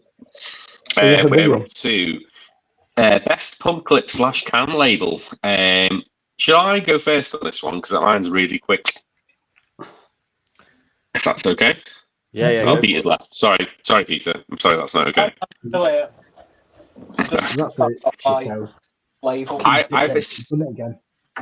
I have a sneaking suspicion mine and Peter's might be the same as well. This is the only Northern Monk beer on my whole list. And it goes into and it was the Can Art label, and it was a Patience project. It was 4601, which was the collaboration with Azvex, and it was their Liverpool Can Art. Yeah, that was nice. I thought that was beautiful. It was beautiful. Yeah, it was very nice. You could have that on your wall in your house near Liverpool, couldn't you? It's here. Somewhere. No, it's like big. I thought that was gorgeous. Just like it was nice thing. Yeah. Just need one Try not to rip it. The Schem collab. Schem collab. Well, they could do Claybrow good. They make Well, we it. could have a Wigan one, couldn't we? We could have a push. Yeah, it was very nice. Beautiful Can Art. It was very nice. They did one for York, and I don't think that was as good. Where's Jake, your best pump clip Can Art? I forgot to fill this one in. Okay. So there is an empty space. And Sierra Nevada celebration. Sierra Nevada celebration. There we go. There, boom. Look at that. It's cabin. It's a little cabin. It's got the hops surrounding it. It's red. It's red. It has the logo. Like the beer. Yeah. It's red. Exactly. Yeah, red ale. of the alcohol inside? I love the font. So yeah, I'm going to go for that because it's like I haven't ever seen a pump clip or can because I can't think of any that have made an impression on me. Do you know what? I really struggled to think of anything specifically, and the one that I picked, I've only just realised why I probably picked it, which is Azvex Corpse Paint. I think it is because Azvex Can Art is usually pretty fucking shit. Yeah, it's like a good version of AI, but that was actually a bit better. Yeah, and I think it just worked. It worked. It had a bit of presence and it had a bit of, I think that, I always liked their generic metal logo one as well. I thought I like that kind of bullshit, and Yeah. we're running about like a generic fucking hardcore T-shirt or something, and I like that. Bought that. But because their branding is usually pretty dog shit, Yeah. and it is what it is. But I think it's as a designer, I hate. I think it illuminates the fact that AI is actually quite bad. Yeah.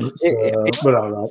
It stood out because I remember when I brought Corpse Paint, they had like six or so other Azvex beers on at the same time, and it stood out amongst the Azvex beers because it was just that black and white, just like so different from the rest of the sort of AI generated sort of bullshit. Even though the cans are humorous, aren't they? They're always like harken back to the name of the beer or whatever. If the AI software allows it to be accurate, yeah, but that's as far as it goes. That's as deep as it goes for me. You sort of go like that when you see. I agree. But the Corpse Paint one was very very good. Harry. So. Again, I kind of struggled. Nice metal pump. Curling. So my favourite is basically anything from 40s Brewery. They are funny. Any Pumpkin Parade? Is that what? Yeah. I actually wrote my list of this category. I thought, I bet Harry chooses something ridiculous. I want to see now. I know I'm aware of 40s. I want to see a PowerPoint presentation slideshow with suitable music over the top of it as well. Just slide it, go through. So they're bad. We'd have the theme tune to the Magic Roundabout playing in the background. But you have to justify it. So you don't say why they're bad. You have to justify why they're good. I'd like to see if I can share the screen. I'd like Busman's Holidays, one that's a particularly bad one. One of my favourites is there's a face just going like. I think that is Busman's Holiday. I honestly do. It's the gold nail. Oh no, bitter. Sorry, bitter. Oh no, that's what Bus. See if I can get it. There we go. Share screen. There we go. Oh, there we go. Oh my god. Yeah, it's pretty fucking shit, isn't it? Yeah. Yeah, it's pretty bad. They're paying somebody to do that though. That's the I know. That's the sad I actually think he works as like a brewer or something, and he's there was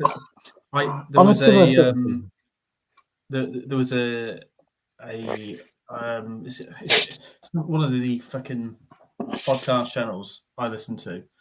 And I can't remember which fucking one it was now, but they basically. Is that the one that Harry's done? Is it the stout one? No, it's worse. It's worse than that. Now they've got the camera logo on there. So shit, isn't it? But basically, they were originally doing their own. That's the ESD one. Or they got a guy in to do it, and then they just started copying his or something like that. I can't remember exactly what it was, but yeah, they've got some. The thing is, it's kind of like a shit version of Beavertown. You know Beavertown artwork from afar. You know 40s artwork from afar because it is so uniquely shit, and I love it. Right, this really annoys me because this beer is on my wish list. British about it. This is the cherry mild, but that's terrible. Cherry mild, fucking hell. Yeah, I want to try that. It's only 3.8. Post list. I didn't realise it was still working. But are you aware of the website Pump Clip Parade? Yeah. It's still going. It's still there. So I think we can have a little. We can have a little bit of look after that after we finish this. I'll put my screen on, and then we can put my full screen. Yeah. We can peruse Pump Clip Parade. I like the ones where they. You share your screen. Oh no! After we've done the whole thing. All right. No, this is just frivolity after. Is there one with some big Oh. tits on it? I kicked him out. Yeah, probably. Because of the big old knockers on them. Oh. That's the beer called Big Knockers. I honestly, but no, we'll get onto that later. We don't want to diverge too much. I've just cracked open this just to get it back on. Get it back Nice. onto beer. Oh, Verdant Nice with the ice. duration. Verdant and duration. No, West Coast. Oh, I like a pair of D's. Yeah. Young Peter. Okay, so I've actually found the labels that I've reserved from this year. So, honourable mention is the Northern Moncasvex Liverpool collab. I thought that was It's lovely. gorgeous label, especially with the metallic finish on it. Mm. Really, really nice. So I've got my two honourable mentions. So the first one is the sort of like Mikkeller rebranding for Beer Geek. Hang on. You've been printing these off at work? No, I've just stick the labels onto. All right, fair enough. Did a nice job. Nice I'll do a bit of That's really nice. It's sort of like really retro. Yeah, I like it. Sepia, almost. Yeah. So that's an honourable mention. And then this one that Adam gave me, the track. They were nice. Just love that like wood engraving. Beautiful, yeah. Style. Yeah. Absolutely wonderful. Is that like lino cut shit? You made me feel like I should have thought about it more, Peter. I think it is. They were beautiful, yeah. And then probably my favourite piece of artwork was from Grimm, and it's a Lambo door, and that's all it is. Yeah, Grimm's cool, isn't it? Yeah, I like it. Yeah, I'd like how crude it is, like crude. And how non fucking AI that is. Like that someone has taken the time to do all of those. Exactly. Someone's designed all of those. They're all different styles, but someone's actually done it. But, you know. Yeah. He did finish the rest of the car. Where's the rest of the car? Sorry, if I handed that piece of work in, they'd be like, "Can you do this and this and this?" Well, yeah. I'm going to go through some of the comments. There's a couple of comments like, right, I'm not going to put Craig Smith's comments because they're all mental. What, DJ Touch Me Craig Smith? You're not going to give him airtime? Like Sounds like that. DJ name. Right. Love you, I assume Ant is talking about Peter, and I can verify it's not a wig. It's not like it's a lustrous head of hair. Mm. Real. Why would you assume Peter? We could all be wearing a little. Because we've all got short hair. That's the only reason why I assume Peter. Is that it? It's a wig. That was it. That's it. I've got one comment, and that was that. There you go. Go on then. No, I ain't got it. Sure. That was the one comment. Oh, there too. I put there.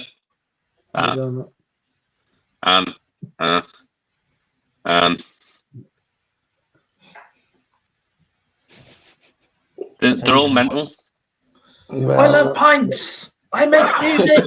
I want to remix you. I'm shooting it from Harry's channel. Oh, don't know. Are they? No, they're Well, not, because the if it's- little.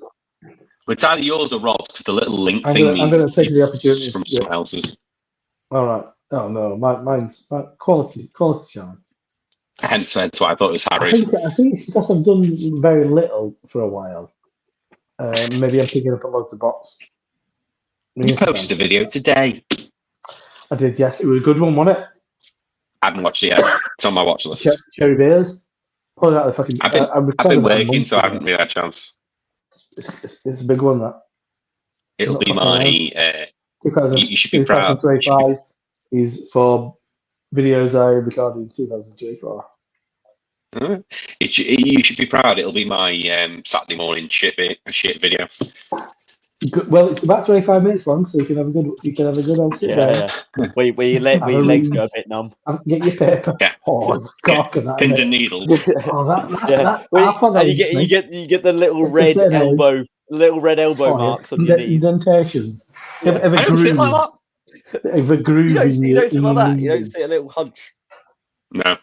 You're not bit quite. of leg groove. Back You, here. you don't lean back. You don't lean It's back not, on it the doesn't. It system. doesn't spend long enough. On the seat, yeah. No way. I never lean back. I never lean back. Well, It's that- always Might get a bit of Posture-wise, it's hands probably on the better, knees. I bet if you need to rock one out, come on. No. Don't need to struggle. Pull that fucker out fine, I tell you. No, it's like you ever seen them tapping a cask, with a mallet. Mine's more like a tight sparkler, mine. No. We'll wait for Peter to come back, and then we'll do the big one. The big one. I would say this is bigger than the overall beer. The best UK brewery is the big one. Well, whilst you're doing that, I'm going to go and grab an ale. Fair enough. Cool. Ale. Are you still on Celebration Ale, Jake? No, I'm on the Verdant. Oh, Duration. sorry, the Verdant Duration collab. Apologies. It's I'm very, still on very the nice. Aztecs. Oh, Cacao Demon. 2. Electric Boogaloo. They should have called it that. Yeah, that would be a very Azvex move as well to call it. It's more of a you don't think it's a sure shot move though? Probably more of a sure shot move, but it was crazy. It was crazy. I mean, I think the only other place that their birthday beer was on tap was at that random beer festival in Ipswich. No. Which was it's only because they just have like a really good relationship with Azvex. They get every Azvex beer, which is good because Azvex are fucking great. I don't think I got my Azvex. Yeah. Seeing as I live down the road, I very rarely go because their fridge selection and their website are terrible. Yeah. They are really bad, and like you don't see them in local bottle shops either, or you'll see 1 or 2. That's a bit like what Burnt Mill used to be. Now you can get Burnt Mill everywhere in Suffolk, sort of thing. But before it was like I could get it. I went to Scarborough on holiday when Burnt Mill were a newish brewery, and there was a tap takeover at the what's it called, the brew pub in Scarborough, East Riding. Right. There was a Burnt Mill tap takeover in Scarborough, and I could get that easier than I could when like being in Ipswich. I'm trying to think I don't think I got it. I'm pretty sure I didn't get it from the tap room. Yeah, but apparently the guys from Hopster said that it was the only place outside of the Azvex tap room that you could get it on keg. Oh, I got it from Dead Crafty. That's why it's on my emails. Yeah, Dead Crafty. I went and bought it from there, which I paid a pretty penny because Dead Crafty are expensive. Mm-hmm. But I didn't want to miss out on it. Yeah. Yeah, Dead Crafty are the ones that do get it in, but they don't get very many in, and they charge a decent wedge for it. Yeah. Because I got that and the Strategic Reserve. They were the only birthday beers I got. And I drank Corpse Paint in the pub in Dead Crafty. Mm-hmm.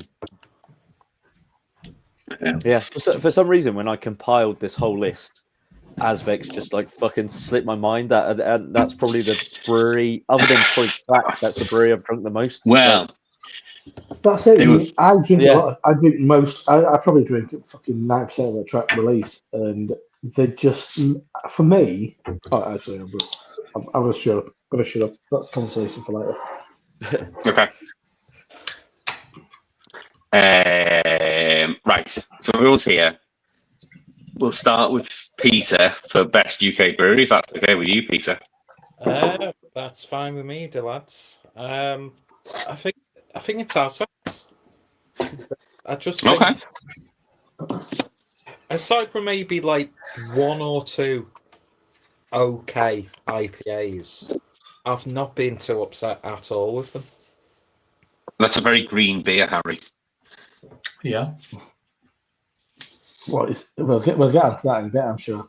Yeah. Oh, by the way, when I was getting the labels from up there, I actually dropped a can of Coco Psycho, bought nothing of it, put it back up where all the others are, and then I started it like dripping. Oh no. So it's sort of like opened, and I've got to say, it's not very good. How old is it? It was when they released it with the old branding, but it wasn't an old can. A few years ago, isn't it? The rebrew of it, sort of thing. I think it's a I re-release had of it in a bar and it was fucking Packaging. garbage. It was supposedly Speedway Stout, and I had Barrel Aged Speedway a couple of weeks ago. It was fucking banging. I've got a 750 Speedway, which we might get drunk tomorrow night. Not just me, and I expect that to be absolutely banging as well. Brewdog, dog shit. Me and Craig had Speedway when in Brum a couple of weeks back, and I've never had standard Speedway. I've had loads of different variants of it in the past, but never had normal Speedway, and it was really good. Also Sorry, my had headphones disconnected.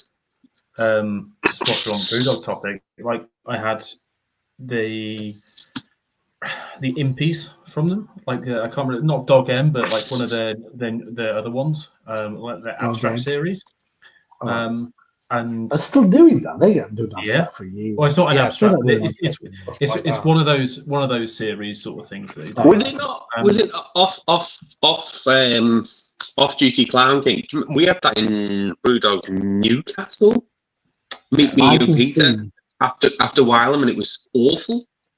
I can see No. bottles of Dog C and Dog D from when I see top of my fridge. Full bottles or empty? Yeah, no full. That'd be They're gonna fucking be- terrible. Yeah. Down Yeah, they're in gonna one. be Down in one. Anyway, Crack sorry. 'em open. Sorry for I interrupting. can't remember exactly what it was now. It was Paradox Amaretto. Paradox. Yeah, Oh yeah. It used to be good, did Paradox. that was really good. Mhm. It was Amaretto Amaro Vermouth version, and that was really good. And then I obviously, when I went to Extra Brewdog, I went and bought that fucking stupid ice bar that was 27%. And It's on the Brewdog website at the minute. It's $17.99. I did not pay that.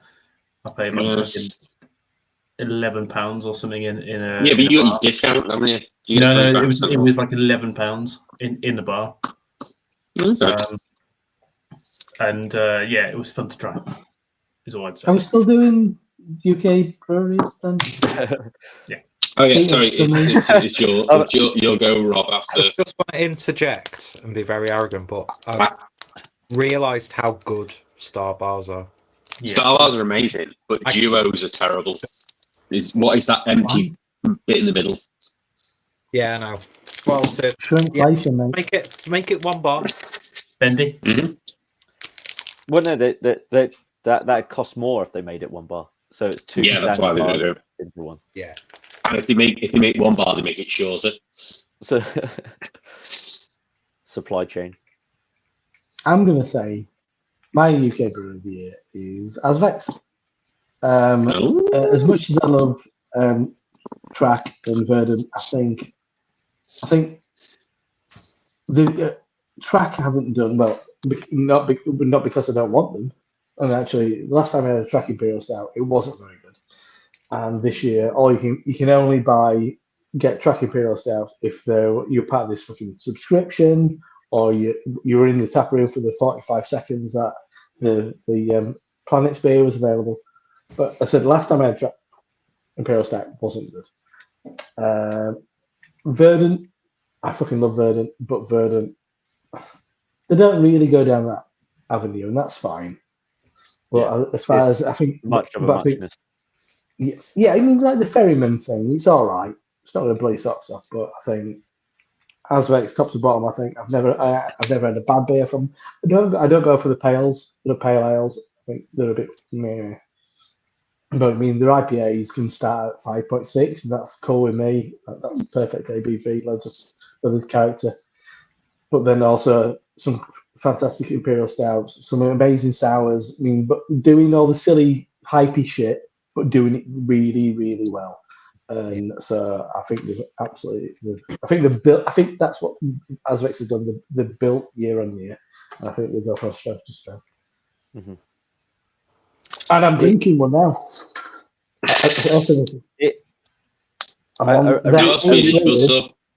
The highest rated IPA, Swedish Buzzsaw, and it is amazing. Harold. Yes, so real easy one. Azvex. I think Bushies were lush, but I don't think they rate. Obviously, on the next one, which I'm now going to have to change. So I was now kind of like researching, but my best UK and Islands brewery was Odin's, because they did a nice variety of different cask ales. But yeah, I think overall Azvex, because the ability to do, like what Rob says, ability to do multiple styles and do them really well. I think in terms of the pales, again, I'd agree. Yeah. I think they're really nice and juicy, and I think they're solid. I don't think they're like world beaters, but I think they're decent. And compared to most others as well, relatively affordable as well at the same time. Mm-hmm. They're not crazy. It's not like ridiculous prices. Yeah. So yeah, Azvex. See, mine. Originally on my original list, I wrote Track, but since we've been talking, I for some reason, of all of the categories, I completely discounted Azvex and hadn't even considered them. Where that's probably like one of my most drunk breweries. I get more or less every week I get something from Azvex. So I think I have to put them as best UK brewery as well. But because I think even though a few of the standout beers in my mind were from Track, I've definitely drunk more Azvex beers. Yeah. And they're always just reliable. Like you said, Rob, they do the stuff that sells really well. So that's what sells. So I think I'm going to change my original thought from Track to Azvex, but Track. I think Track has just been kind of Track, haven't they? They've just been good. Yeah, exactly. It was almost like my default. Like I said, I tried to write my list just like the first thing that came into my head. I wrote down, and Track was my first instinct. And then because every time someone mentioned Azvex, like throughout the night, I've gone, oh yeah, shit, Azvex. Oh, yeah, it's Azvex. I'd always sort of like just discounted it, but yeah, I've had shitloads of beers from Azvex in 2024, and they've all been bangers more or less. Beer reviews brewery. Get that one as well. It's fucking awesome. Yeah. Even like their like West Coast stuff that I've had this year has been like good and decent.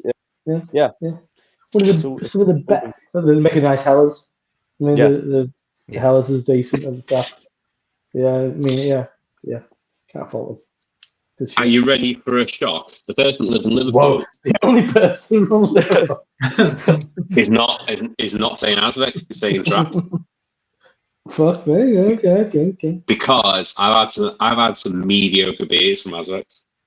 You're buying the I've got a list of 6 of mediocre beers that I found for me, and they are mainly the ones that they consider either. It's like you're backing it down. Yeah, when you have it's consistency for me. I think Track are more consistent because Azvex have had some bad ones, and they've mainly been the ones that they qualify as a West Coast IPA or a West Coast Pale. The standard stout that they did was disappointing. The lower ABV stouts aren't great, but Track churn out a lot of IPAs, but the level of what they turn out, I would say, is good to excellent. I'll tell you what, they can't do, Adam. They can't brew a fucking bitter. They can't. I agree. And they can't. They can't. But I reckon if Azvex tried to brew bitter, I don't think they do very well either. Yeah, I think you're probably right. But I think Track's mild and brown ale this year was superb. Yeah. I think Cowboy Town was superb. Red ale was nice. Red ale, superb. The set Good that lagers. Peter showed with the nice artwork on that. Well, that was a good little set. That was that. The bitter and the golden ale were a bit iffy chicken. I'm changing mine. I'm going Track. Yeah, actually, you've charmed me. I'm going back to Track. I think Azvex are very good at doing New England IPAs and New England double IPAs and Imperial Stouts, but I think that is the limit to their range. Yeah, I probably think Track's like pales are better than Azvex's pales. Yeah, 100%. I think that's 100%. Not every single one. You'll have a Azvex pale 1 in 10 that will beat Track. Yeah. But only Track 1 in 10. ABV, so it's better. Mm-hmm. Fair to say. That's what I'm saying. 9 out of 10 times, yeah, correct. But you'll get that one. There was one I noticed that was I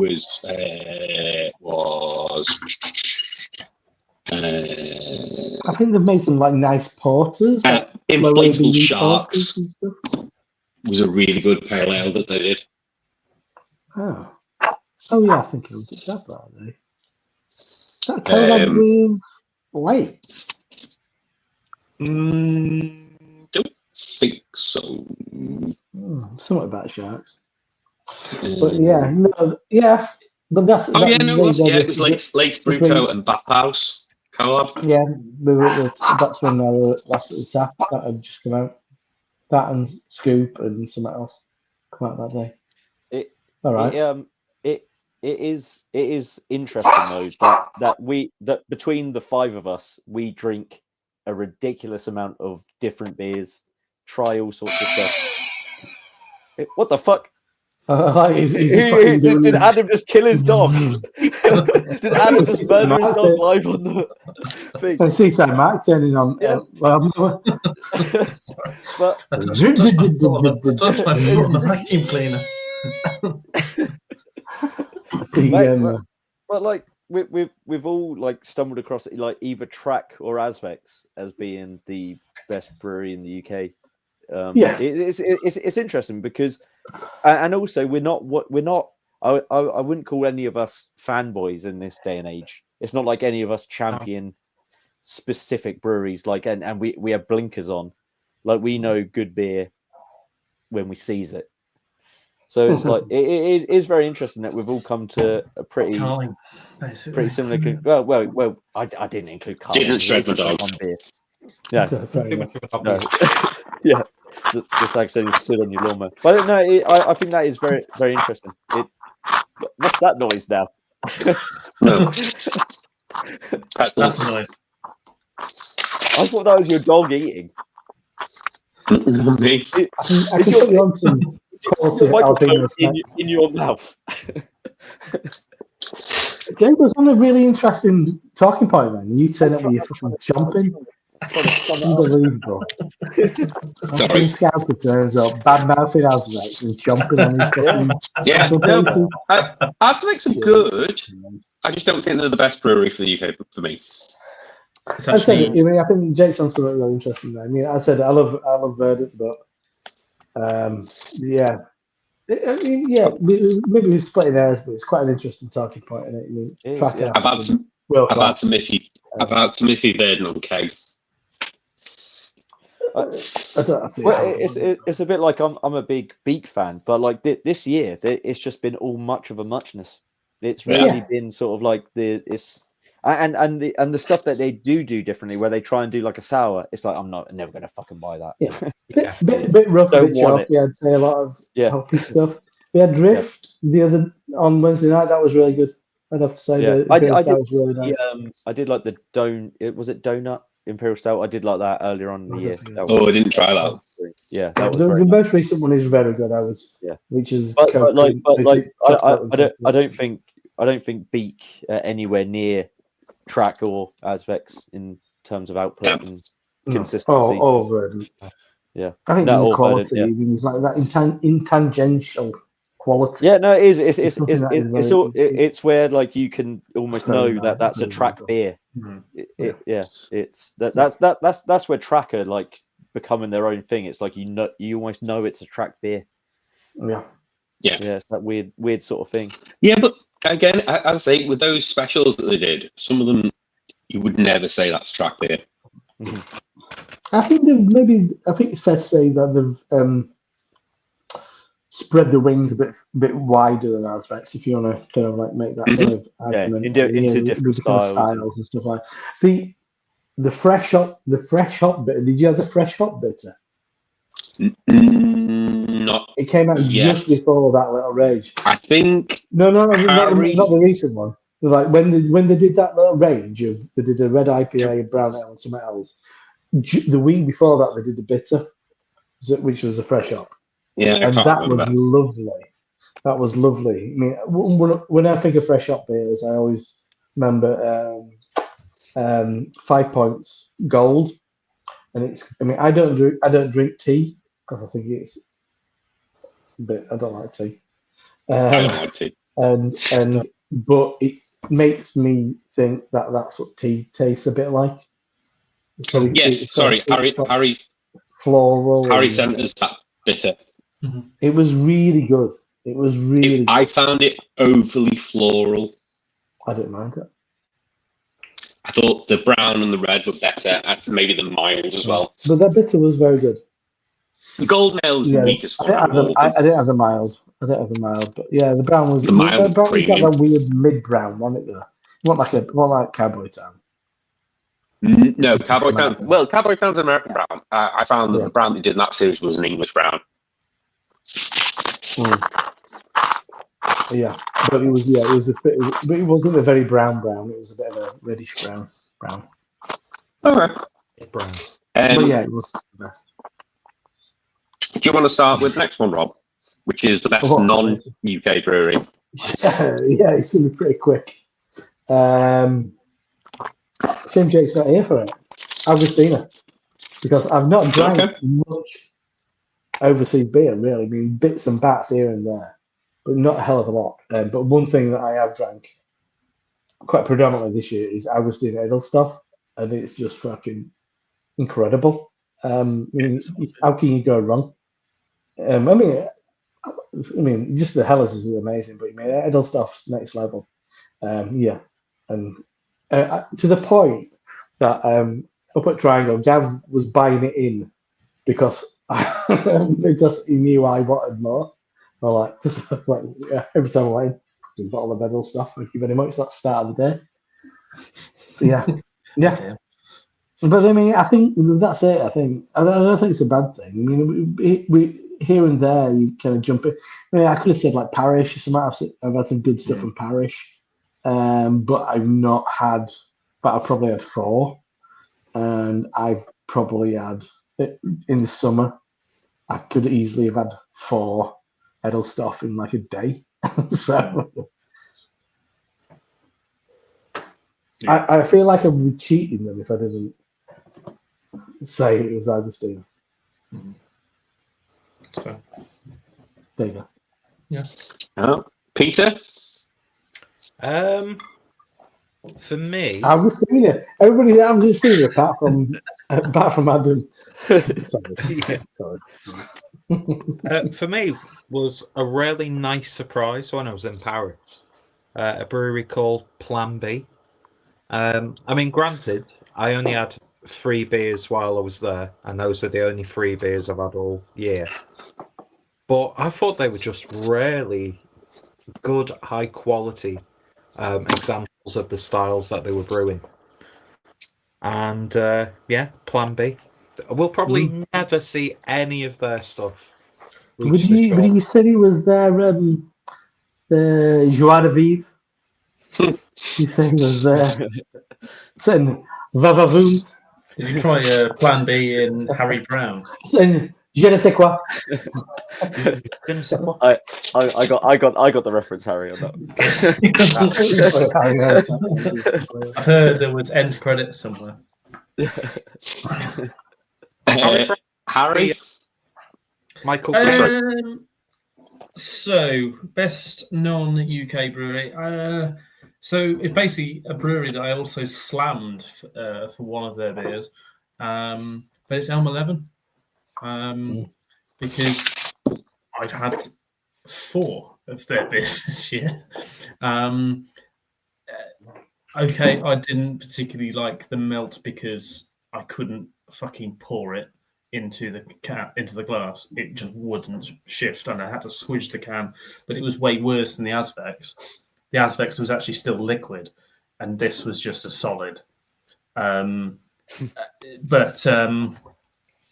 Yeah. So I just think the beers I've had from them have been crazy, and I've known them from years ago where I've had them before, and for being pretty damn high end fruited sours, and then this year again they've kind of like gone to doing stouts, and well they've obviously done them in the past, but more UK available stuff, and just very good.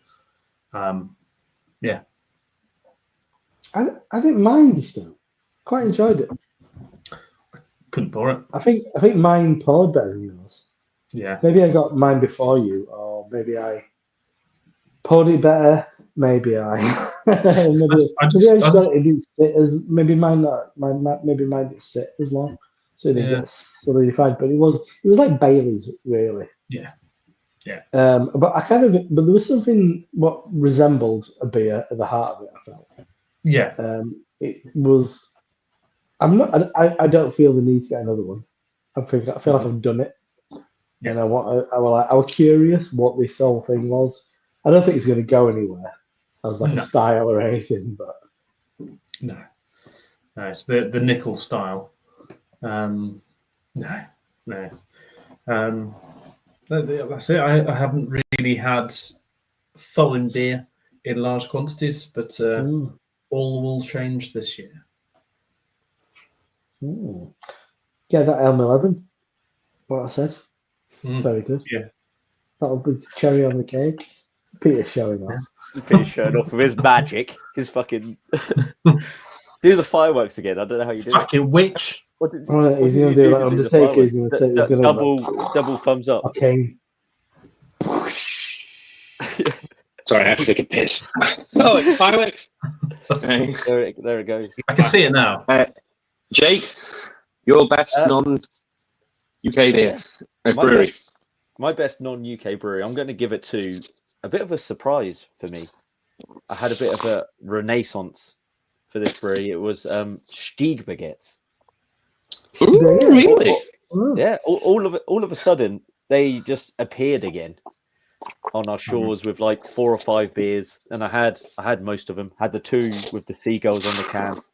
I had the Amazing Haze and a couple of other ones. Can't remember what they were specifically, but when I was drinking them, I was like, these are just good. Yeah. It's just good. It's just good beer. They didn't like knock my socks off. I'm like, oh fucking hell, this is the best stuff I've drunk. But like, it just sort of came out of nowhere really, and they were all like a good price. So it wasn't like I was paying through the nose for something that I could just get anywhere. They were the same cost as Track or Azvex or any other brewery stuff really. Early days Haze, isn't it that? Exactly. Yeah, Amazing Haze was like an early days sort of like So there was the GBGB week, wasn't it? Yeah. APAs. They were one of those sort of like forefront breweries really. And like this year, just all of a sudden they just came back into view, and I had like I said, I had like 4 or 5 of them, and they were all damn good. So I've got to give it to them really.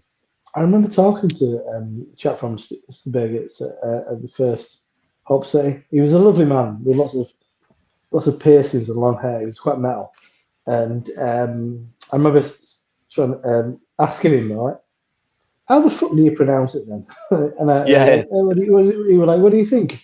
And I said that, and he says, all right, okay. He was like, okay. Who told you that? I said, oh, my mate from Denmark. And he was like, yeah, I can tell. Like, right, okay, fair enough. That's what Swedish people think. Yeah. I always just give a little bit of Stieg at the front, a little bit of a Stieg. But that's it. I think it's I don't know. Yeah, it's funny, isn't it? That's always the Danish accent's very interesting. Danish. It's like with Mikkeler.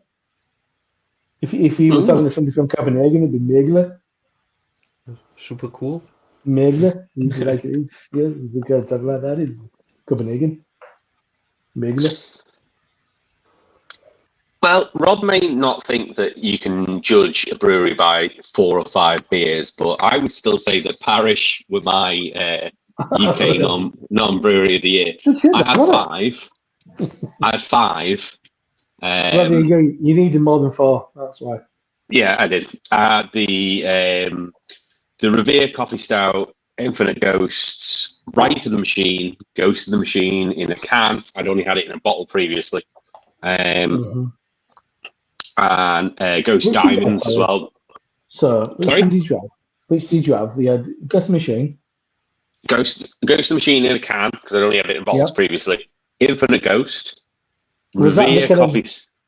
Was that the kind of like double IPA in black? Yeah, where they. Yeah, that was very good. That was very good. Yeah, I had a can of that. Very nice. I had Right in the Machine on keg at. I had a can of that. That was kind of like Great Notion. Yeah, I had that on keg in Grumpy's Bar. No, in Manchester when it was the Brewhouse takeover. That was the other beer that wasn't Brewhouse. And I had the Ghost Diamonds, which was the collab with the Wrath in a can. I've got a Parish can in my basket for Trouble and Madness. Yeah, I've got 2. I've got Ghost X and I've got the triple IPA as well. X is. I'm going to get X. And I just think they've consistently been at 4 out of 5, over 4 out of 5 consistently. So I can't pick anyone else. I had a couple of honourable mentions for it. It wasn't Augustina because Edelstoff is a bit boring. Fuck off. Get out of here. Edelstoff beer for wheelmen. And I know Augustina Hells is not as good as Munich Gold. So from Paul Arner. Right, this is another some controversial opinion. This is just me and Jake going fuck off. Sorry, I'm gonna just say one thing. Paul Arner, no. So I mean, see, Polana's good for availability, and that's about it. Yeah, is what I'd say. And that's how Paul Arner can beat Augustina Bottle. It's still a very nice beer. Paul Arner is still a very nice beer, but not better. Jesus Christ. I love Hackashaw Mumpner Gold. Yeah, that's very good. That's like one of my top tier ones. But then Edelstoff I used to sell at Brewhouse all the time, and I used to fucking guzzle it. But it holds a fond memory. Why has it escaped my fucking mind? Where you going from? Tegernsee. No, it's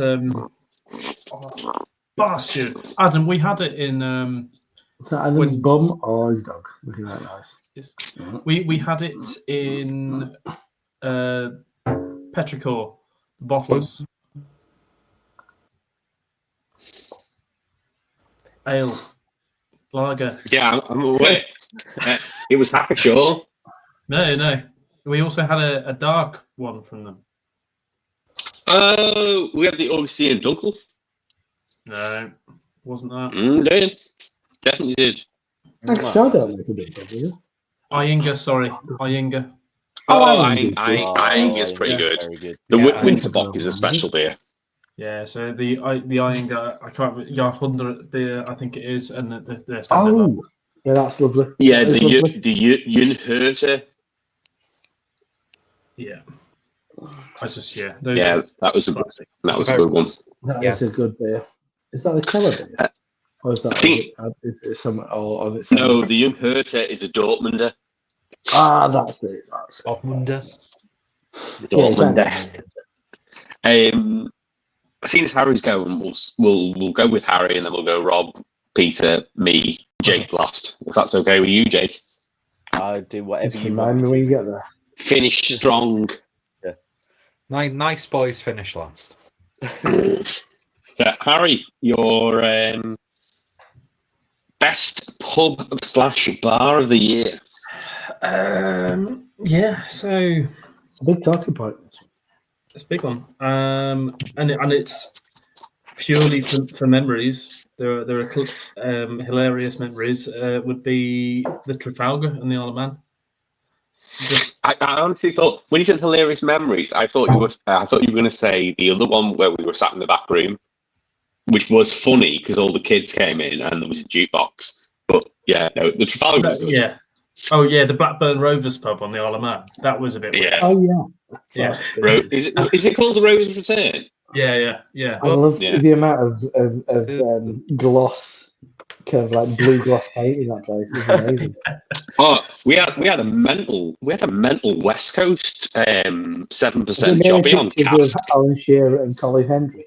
Oh, there's loads of Alan Shearer. It was everywhere. Alan Shearer and Chris Sutton. Shearer. Chris Sutton. Oh, Yeah. okay. Yeah, That was there's a lot of Chris great Sutton. combo. Colin I Hendry is not a footballer I thought about for. He kept got Chris Sutton in the decades. fucking team. Chris Sutton was the one I thought about until we went in there. Chris Yeah. Sutton, and he owes a lot to Colin Hendry. Hendry. Colin I- Hendry. is not a ironically name enough- I've heard. Rock solid. We turned up. We turned up for match of the day. By the way, we turned up as match of the day started at that pub, Uh-huh. Yeah. and then a lot No, of kids turned up and tried to overtake the jukebox. Kids, And you just actual spaffed kids. it of like 20 tunes. or something, didn't you? 16, 17-year-olds. Yeah. Oh, okay. Not actual, they're like 7-year-olds. No, it was like 10 o'clock, 10 at night whenever the match of the day starts. What did you put on? Loads of I got a load of vibe, AC/DC on. auto-tuned hip hop. I've got a Juice classic WRLD. memory of that Murder on the Dance Floor playing because that was that song that was doing Oh yeah, they put the rounds at the Toby time. Ellis back there. And that was playing, and then I was in the back room kind of waiting for you to come through because you were in another room, and I was like, what the fuck is going on? Yeah, because Harry went to get the beers, and I said, I'll be in the front room, and then he went and sat in the back room. It was quiet. It was nice. The front room So had why was windows. it so memorable? Is this the main reasons? So The Trafalgar was good, though. That was good for Trafalgar was brilliant because we'd basically the day that kind of went. Do they have Marston's forward. old Empire on? No, No, you don't get. You do not get Okay. any Marstons on the island at all. Yes. I'm only joking. I've never seen Old Empire. Anything but a bottle. Yeah. But yeah, that one. There's also actually, to be honest, I'm going back up to Sea Houses in May, and there's a lovely pub up there, and I've got fond memories of that. Drinking Directors, it's fucking beautiful, that beer when you have it on form. But no, the Trafalgar, because getting that fucking electric tram or train, as you want to call it, for many hours. Obviously, with the It was barely an hour. No, we've been on that tram for fucking 3 hours. No, we got off and got on them. Yeah, but in total 3 hours. For 3 hours. On the Isle of Man, where you just Yeah. going round and round. No, Harry's counting time where we got off and went to pubs and then got back on again. Yeah. Oh, the elapsed time. You're on there for a Yeah. total of 3 hours. No, But obviously stepping off and then just going, we're going to this pub, and we go straight in. Yeah, pint of mild. Yeah, pint of mild, and then a pint of, I can't remember the next one was. They had like we four had pints of bitter. We had a bitter, Bitter, didn't we? It was yeah. like a 4.2 bitter. And There's like then like four Stout ounce as well. pints we had in there.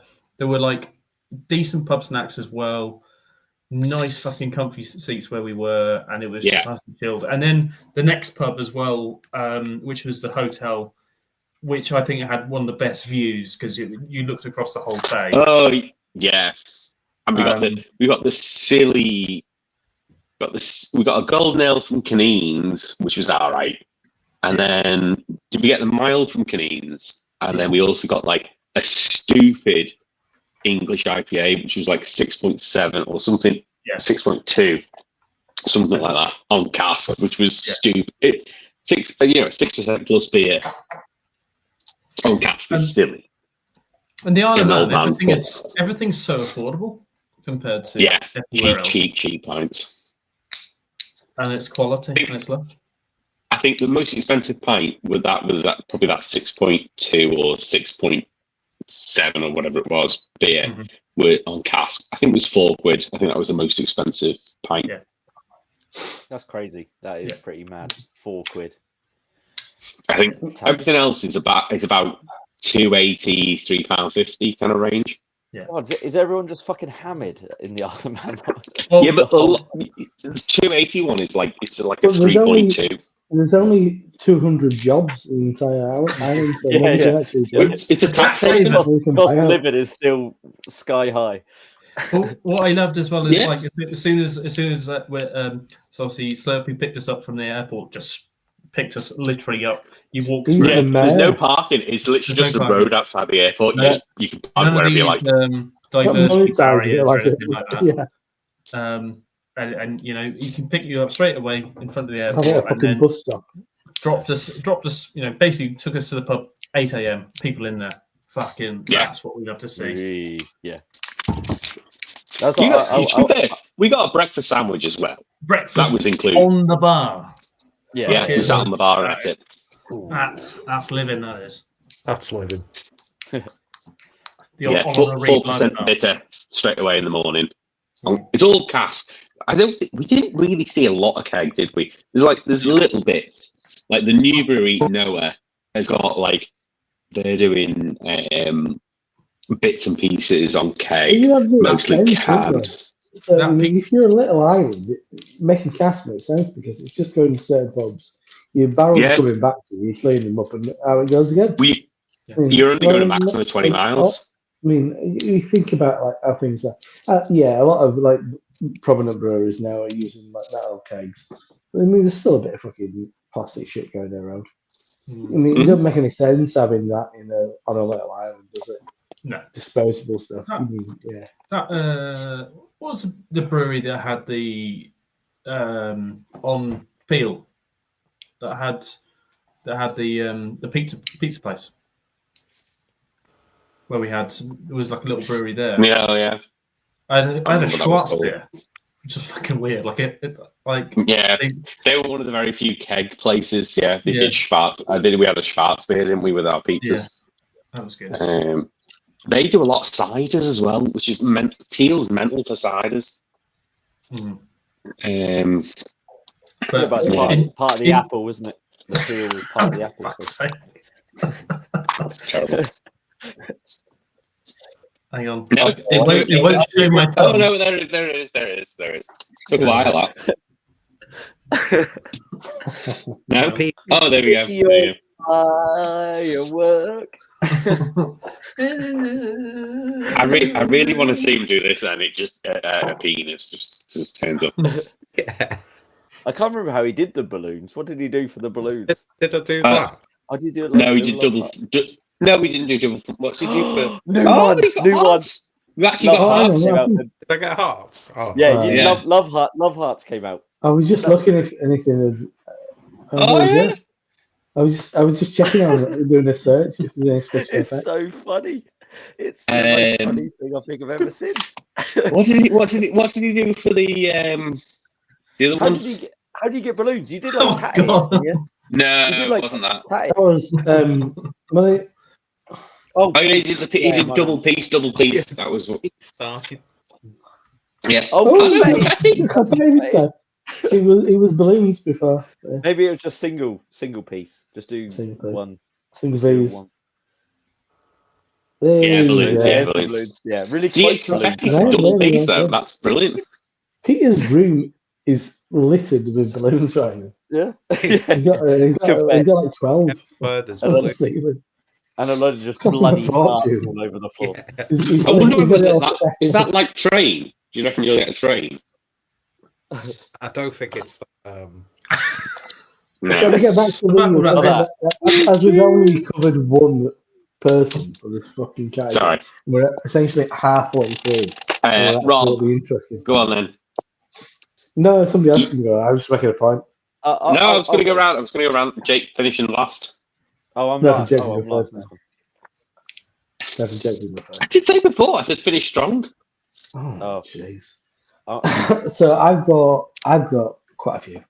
I'm going to say Curl Tap. I'll skip over that one for a moment. I'm going to say Track Taps. I think it's fucking awesome, even though it looks like Daya. I'd say Marble Arch is one of the best pubs in the entire world. It's an absolute fucking joy every time I go there. And I've been there, I think I went 3 times last year, which is a long more than I normally do. And then Two Flints Tap was wonderful as well. But so I'm going to give them all kind of equal vetting because they've all just, held quite a special place last year. But yeah, there you go. Yeah, good I'm not select. going to bang on forever about. Good. That was good selection. Peter. Right, I'm gonna say mine, and then I'm gonna have to shoot off after I said Okay. because When he says shoot off, he's going to have to. He's there for wank. yeah, blank. Just shooting up. There's going to be an effect of like a fountain. A little rocket ship would go wee. Are we? No, didn't do anything. Favorite UK pub or bar would have to be because we're in Marble Arch just before Christmas, and I'd forgotten how just nice and cozy that place is. So that's my UK choice. And then I do have to mention a place I went to in Paris called La Benouche. Don't think that's how you pronounce it. But again, just like really cozy. I found the whole sort of like French craft beer culture of just like coffee houses and cafes, but for craft beer people.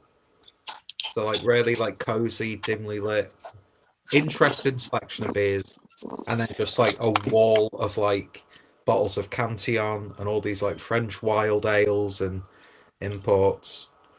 And just if you ever go to Paris, La Benouche, not how you say it, but I'd highly recommend that. And I've really, really enjoyed that place, even though I smashed a glass whilst I was. Well, come on. When It in would be you if Paris, you didn't. do as Parisians. Yeah. Or do as Peter. Yeah, it was people's. And on that note, gentlemen, it's been wonderful catching up. I was literally going to mention you in my honourable mentions for this one as well. Go on then. I'll let you say yours. In fact, So, wait till Jake's finished his, and then I shall leave. okay. So my honourable mention for pub bar of the year was the Thirsty Duck in Burscough. We've been a few times, haven't we, Peter? And it's starting to become really. I think they started off getting the owners from Bristol, so they started getting off a load of Bristol beers there, and New Bristol and stuff, not to their benefit. And I think he's really starting to let the manager. I can't remember his name. I want to say James. I don't think that's his name. Let him pick the beers, and he's got a real sense of craft, and he's starting to get good stuff in on cask and keg. And I think it's one of those. It's an honourable mention because I think next year it's going to be up there. I think that especially during the brewery battles that they do for the Northwest. Yeah, that's I think that's something that's going to launch them further forward than they are now. But my best pub bar of the year is a tie between the Tap and Bottles again, which last time I went with Peter and Harry, and I think I went with Peter and Steve as well previously as well. And it's just brilliant. It's Southport is not. It's a very cask forward place, and that is a keg haven and cask haven in Southport. It's amazing. It's the only place I ever see Colonel cask within a 10-mile radius of me regularly. And like literally just before Christmas, they had cask Colonel on. And that's in time with the Ship and Mitre, which is, again, getting better and better. Yeah, they have a few hit and misses on cask and keg. Food's really coming up. And sometimes you get a perfect lineup and you have perfect food and darts. And wrong. it's... darts. I mean, it's not as smelly as it used to be. It's not now. It's less smelly. Smelly. But it's not anymore. And last time I I went had a run this time. it was amazing. And from a night at Asvex, and I sat there and drank bottles of Edel stuff. I did. This caters to everyone. Yeah, no, it's cracking. It's a pub that everybody's going to go to, are you? Oh yeah. When you think of like pubs I've visited in the UK, you'll think of a variety, and for that area, Ship and Mitre, you've got to go. Every time I think about it, I was like thinking, if we ever did like a beer tuber festival, I don't think you guys have ever been upstairs in the Ship and Mitre, but the next floor up has the whole, like, they don't have the horseshoe bar, they have the whole width of the room upstairs, and then the little bar in the corner. It's the place I always think of that. It's actually not that expensive. No, the beer. It's buying the beer. Also, just before Adam finishes and Jake gives his choice, I completely forgotten it's just come to mind, but Pomona Islands pub. Yes, that was a very close third for me. It's all right. It's all right. We had a good time there for you. Imperial Stout and cask, which was stupid. Yeah, we had the thing. We had the Asvex Skylab on. Good old session stout, that one. We ended the night there doing Donald Trump impressions. He's a great guy. Just the best guy. It's tremendous. I can't do the voice, so I just do the face and the hands. I can't do it. Go on, do that one. But yeah, and then some guy outside, we had a bit of a moment. He's fantastic. He's a great guy. You really remind me of the guy from Flight of the Conchords. Okay. Can't believe you remember. Yeah. Anyway, first for Flight the Conchords, the one who's in the Jermaine Clements. Clements, yeah. In the adverts for the what's it called? Oh, you know the one Clements, I just know Jermaine Clements. Like driving up a hill, but in a motorbike. Running up the hill, then a motorbike. No, three of them. No, you're talking about the guys at the manager. Yeah, the ginger fella. East Derby. Yeah. No, Jermaine Pennant. Who was the only Australian out of all of them that are New Zealanders? There's Reece Darby. Is he Australian? Is he? He's Australian, yeah. The rest are from New Zealand. He had a really thick New Zealand accent in Flight of the Conchords. I am 98% sure he is from Australia. Oh no, I bet you're right. I'm sure we've still got a subject to. Yeah. I am 20% sure that he is. Jay, you Adam, are you done on your best pub? Are you done? Yeah, I'm done. Go for your life. Well, I just cracked open a lovely Allagash White to supper. Why did you get to Allagash? Is that your favourite place? No, I'm just saying. I just cracked this bad boy open. Sorry, Colonel Spa Road is an honourable mention.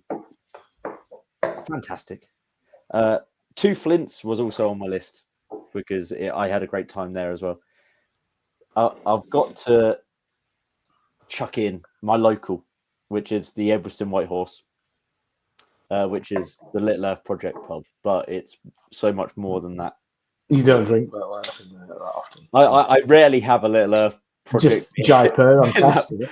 I have like a lot of Braybrook Hellers and a lot of Utopian. And they have like really great cask beers, as well as every now and again when they have something crazy on, like their 15%, it's Life Gym or whatever they call it. I'll try that. That's got to be there. But this year I went to the Crown Posada. Oh yes. Oh, Did you have Lampasanda in the Crown Posada? I did not. But I was by myself, and I had a great time. Oh. I was speaking to the people behind the bar like the whole night. One time, the guy behind the bar goes, "I'm going out for a cigarette. Just look after it." I was like, "All right, well, just be quick then, because I don't want to actually do anything. Like I'm here, I'm here to drink." And I had Pull up a pints now. Yeah, I just had, You top might myself just up, make sure let over and people top myself up. Make sure people don't nick out. But I think the Crown Posada for me had to take it because I just had a great time, and it was just an amazing pub. Proper boozer. Yeah, it's a beautiful. Yeah. Terrible. Look, And all I kept thinking is like I wish I was with you guys. That's all I kept thinking. I had a great time by myself. Imagine if I knew people were there. That's what I kept. I was thinking. I mean, last time in that, I think I was in there or something. Yeah. And I always think when you're sitting there, you think, what have these walls seen? It's just it's like a real time capsule, isn't it? The thing that I liked about it was like a film.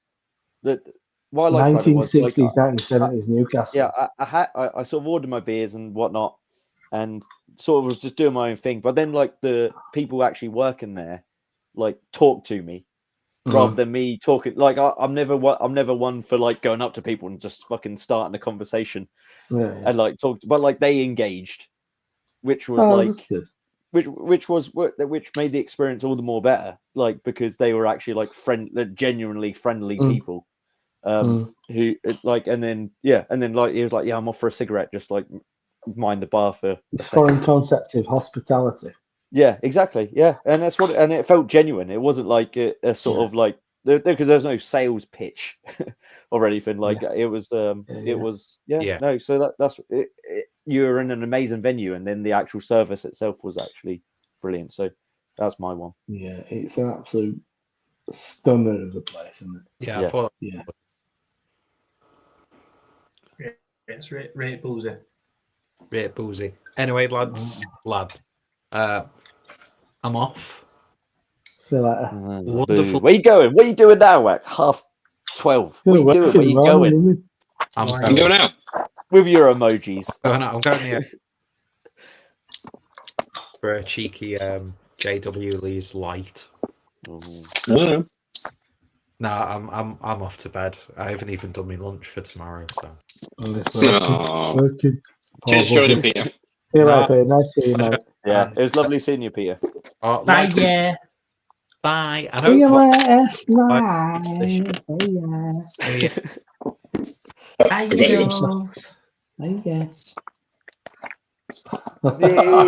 Yeah, I'm finished with a flourish. Oh, such a show pony. Sorry. No, Craig's in the chat as well. I was about to do the chat now.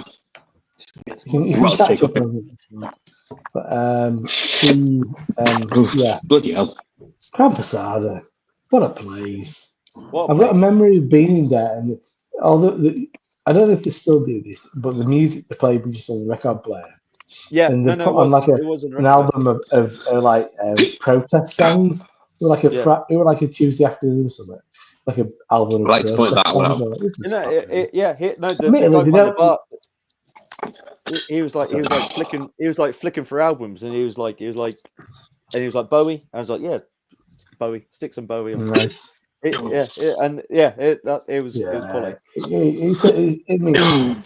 It's An wonderful. absolute gem. Yeah, it was because that time because I was by myself because I went to that convention and my boss wasn't with me, so I had sort of free reign. Bloody hell. So I went to loads. I went to the Free Trade Inn and all of the places in Newcastle. Went to the Town Mouse and all that sort of thing. But Crown Posada was it was like the last place I went and finished the night off there, and it was very good. We need a list. Is Craig abroad? No, Craig's not abroad. It's funny. It's just 12:20. Yeah. It's early for him, isn't it? There we go. All right, hello. It's been a long time. He's Jake's part of the world, isn't he? So Yeah, there was some White Horse is the best pub in the world. It is bloody brilliant. It's my favourite. I'm a bit. It's too far away, and there's no motorway. It's too far away from where I live, but I still go there. And there's no motorway. Yeah. Right. So, that was the last beer I was on. You've got to get there by tractor. No. No, hang on. Bubble gum. Hang on. Maximise. Won't do it. Twice brewed. Won't do it. I won't do it. Thrice brewed. There we go. Twice brewed, the bubble comes sour. Yeah, so that was Bubble gum. It is bubble gum. It is cum, though. It's not a convincing is that what it tastes like? Wow, I need to get some more. So that was really nice. It depends what you've been eating, I guess. Yeah. But ammonia. And now the new chocolate chips. Bulgaria. Hang on. New one. Hang on. Yeah, I really want to try that. Well, this is the second can I had a can. They do different versions, don't they? Yeah, Yeah, I've had all of them. This is the brand new one for January. I remember having the mint in a bottle. Cookies and cream. I like the sound of it.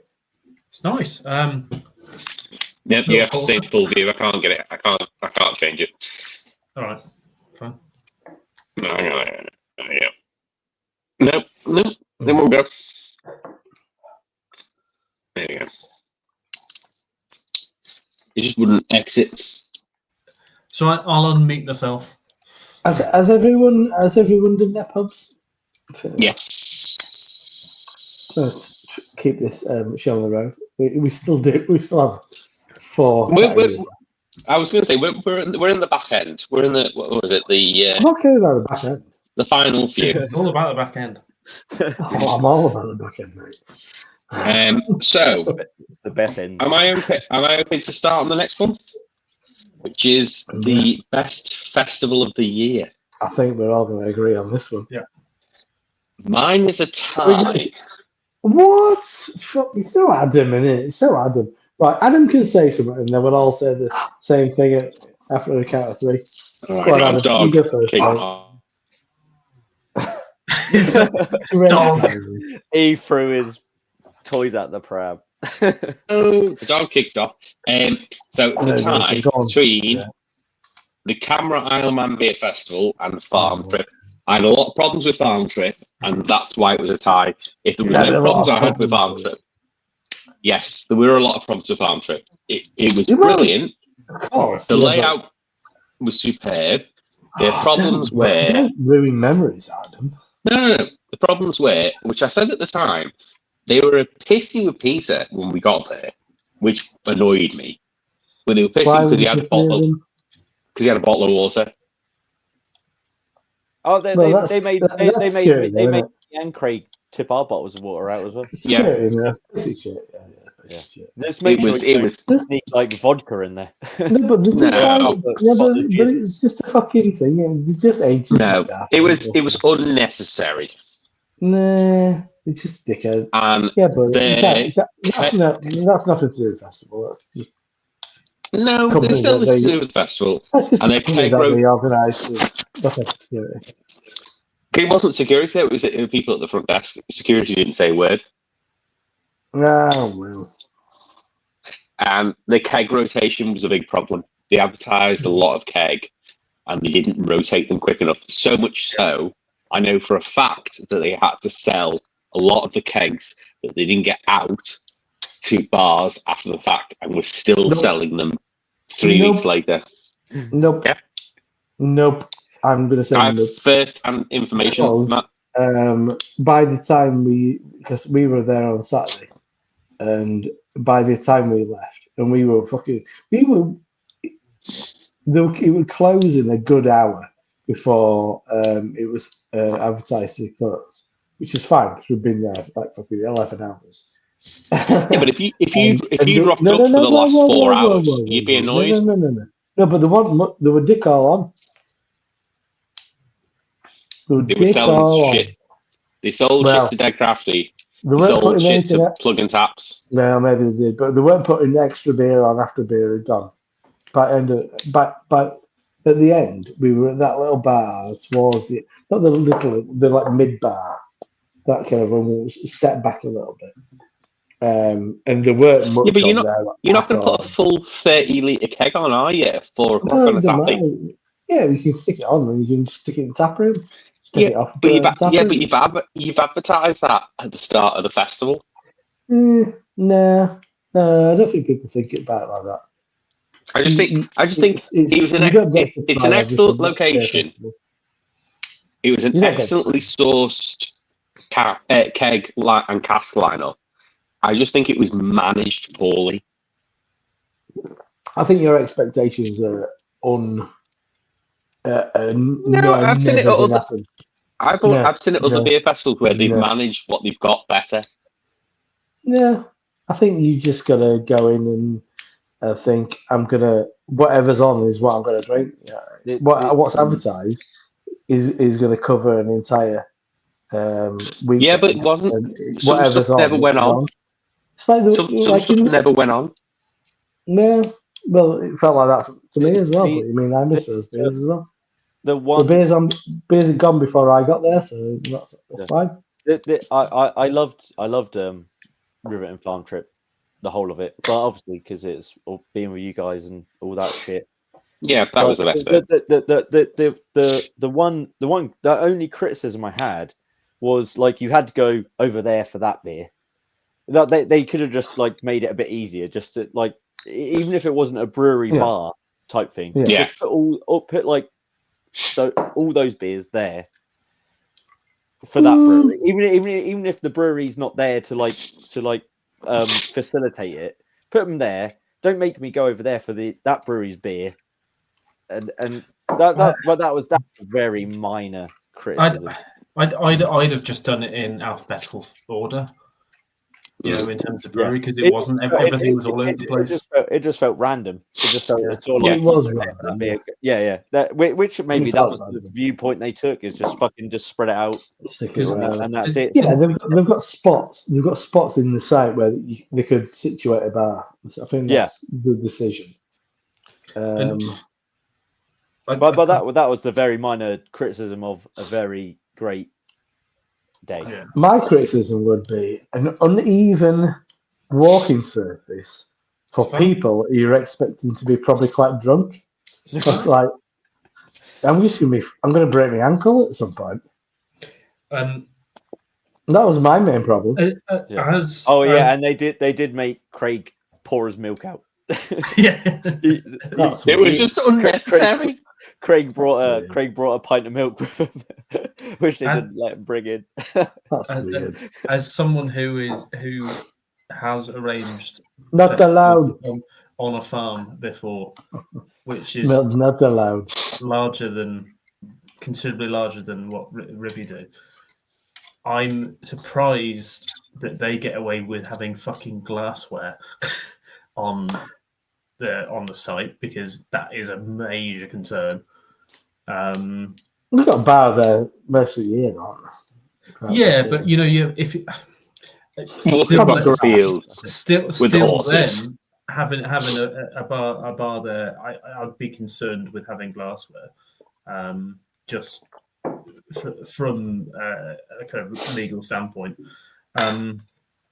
But it was better. It was better for having glassware though. it was, yeah, Oh, yeah. I'm glad it did. They usually pick a right style glassware. Yeah. But But then- shit. but then I tend to agree with Adam with you know it's I know if you go to a festival you're going to get a large amount of beers that are either going to be gone by the time you go there or whatever. But you know this was like, oh, you read the program, all these beers are on, okay, great, and then you go to the bar, I want to get this, and then you go there and it's just not there. So then you have to then go through, oh right, you've got 2 beers that are like nothing like what, and the fact that nothing was really clearly indicated as what they had on. What days was going on? Yeah. Well, just nothing that was really clearly indicated what they had on. Like sometimes they would just have like a brewery logo, like, oh, so what's the beer? They're like, yes, it's this. I was like, okay, Yeah, right, I'll come back in a bit. It's just a bit of signage and the program. Obviously, I found out halfway through that it was color, different colors for different locations and stuff. Yeah. Which was so confusing to someone who, me. Yeah, being colourblind is knackers. Yeah.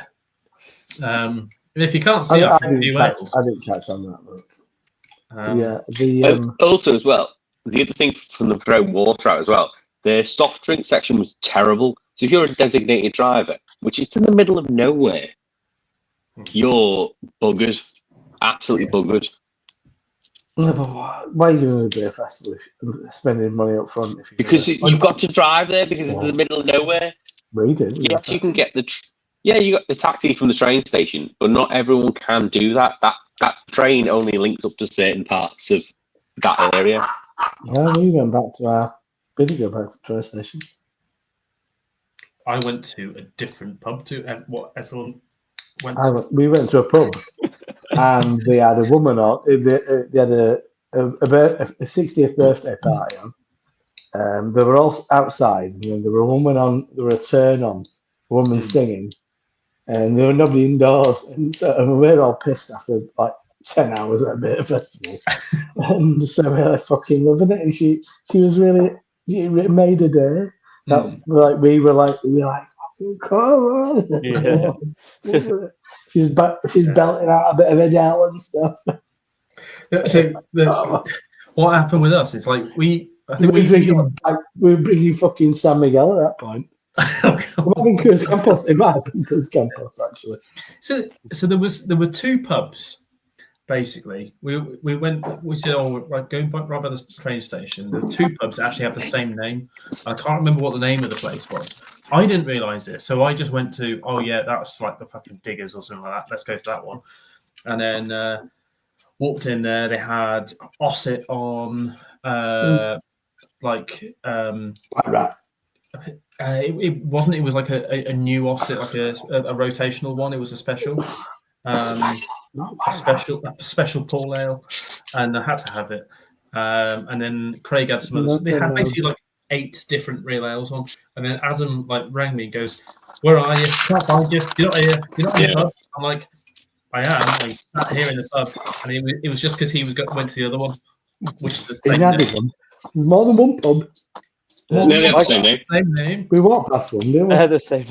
I can't remember whose side I was on then. Was I with you, Harry, or was it with Adam? That's a bit of a blur to me. That little bit. Because I was with Adam. Because then, like, I was going, there's no good beers here. It was us 3 on the train on the way back, wasn't it? Yeah. Yeah, me, you, and Peter, Adam, on the train on the way back. Yeah. I remember Adam we split a Pilsner. Going like, well, no, you got the wrong train. You missed the train. I was like, no, you just got the early one. You got the one that was running late. Yeah. We got the one that was on time. Yeah. That's funny. I think maybe that's the beer that sent Peter over the edge. Yeah. But yeah, knocking over glasses left, right, and centre. But I think I'm much the same as you, Adam, with that festival. And I think Arleman was probably, tied. I don't think the beers at Arleman were necessarily better, but I would never get to try them. There was some special ones there. Yeah. But then there was a lot of average. Yeah. But if they're like average, but like fucking just drinkable though, that's a good place to No, be. some of them were terrible. What was that banana really? one that was bloody Well, awful? that's below average. but I can't. But I do. But also, we went. The festival basically had the best cellar cooling I think I've ever seen Really? for a Camera Real Ale festival. Yeah, it had cooling on everything. Really? So Fucking right hell. temperature. Yeah, they all had jackets on. Yeah. That's pretty rare. It was indoors. It was indoors. It's in like a hall. Yeah. Everything was jacketed. The food options were really good as well. I think. It's a place. Yeah, what did we have? We had hot dogs. Samosas and stuff like that as well. Yeah, there was an Indian bit, and then there was some sort of fish. Yeah. Pies and it was really good. Yeah, the fish with the pies. Yeah, I think they weren't fish pies. It was just... I think Isle of Man's definitely on the cards for next year if we can drag Peter along, or if anyone else wants to join. It's just a faff to get to. It's not for me, but it's for you. It's a faff. It's fine. I just need to drive to yours and then wake you up in the morning. Yeah, fly or get the boat. Basically, the boat takes 8. How long did the boat on the way back took? It was like 2 hours, isn't it? Yeah. 2.5 hours. Jesus. It's a long. The flight's 45 minutes. Yeah. Yeah. I mean, it's more fun going together than me driving up and going with you rather than fucking getting a flight from Bristol and fucking around with that. Yeah, but when you get there, Bristol's a really no passport control. You just walk through. Yeah, because they don't expect anywhere. No other flights apart from the UK land at the Isle of Man airport, so there's no passport control. Yeah, you just walk straight through. Yeah, well, yeah, you walk straight through, but some people don't walk straight out. No, you were fine. I just got, a bag searched and. No, that was on the way out. Yeah, that was on the way on the ferry. Yeah, they thought you were trying to blow up the ferry with your darts. So I don't understand. I literally showed her my darts, and she went, "Oh yeah, they're all right, aren't they?" I was like, "They're not the best," and then I walked on. Yeah. Because they're only 8% tungsten. They're not. Yeah.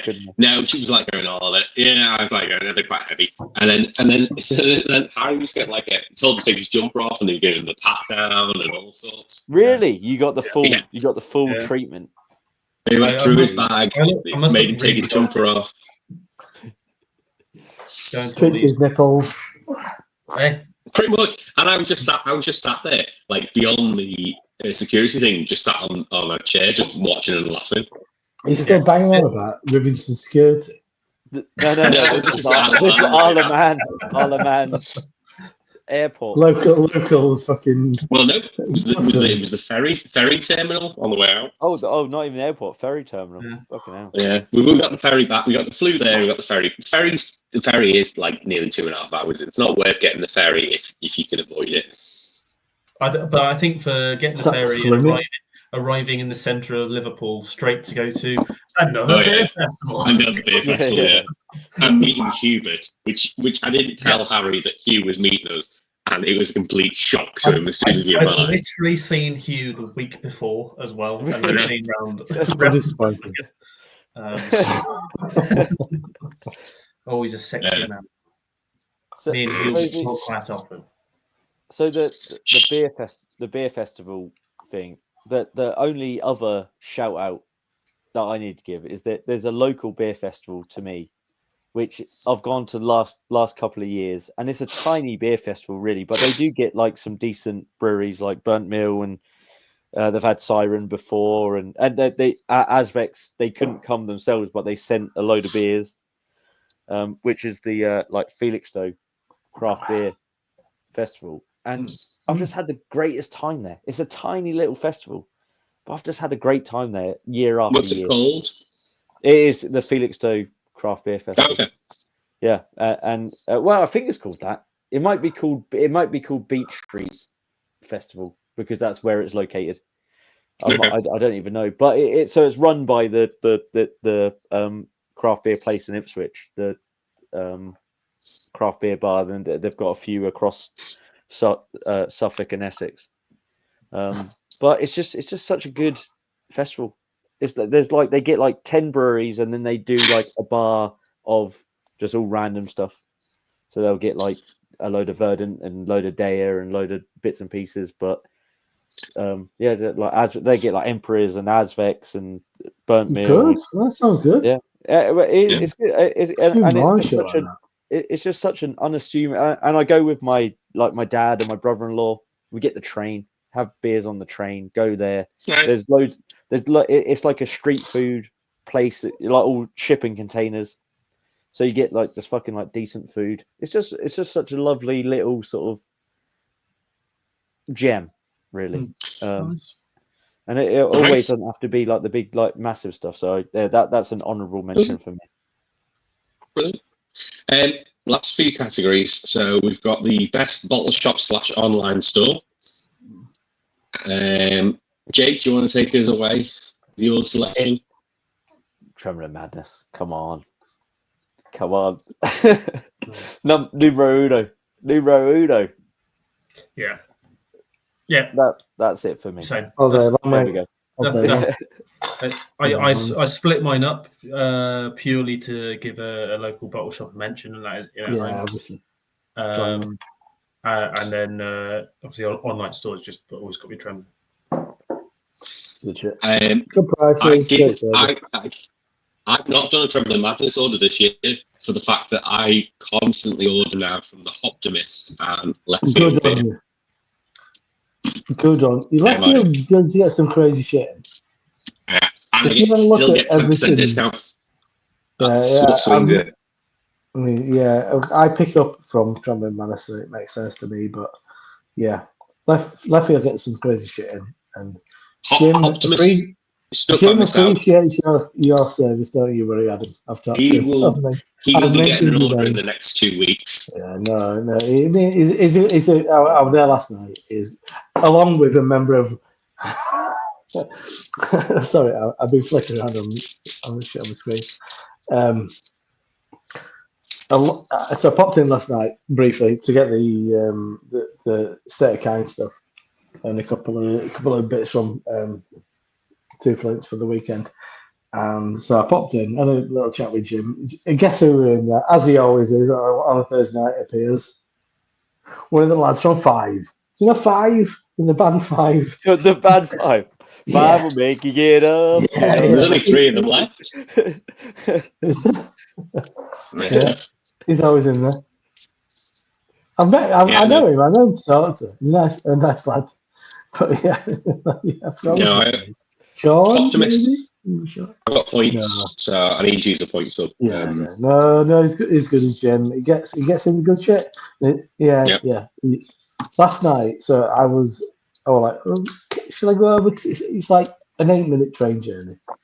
It's like 1 hour though, and it's just like £2 odd. So it's not like an hardship.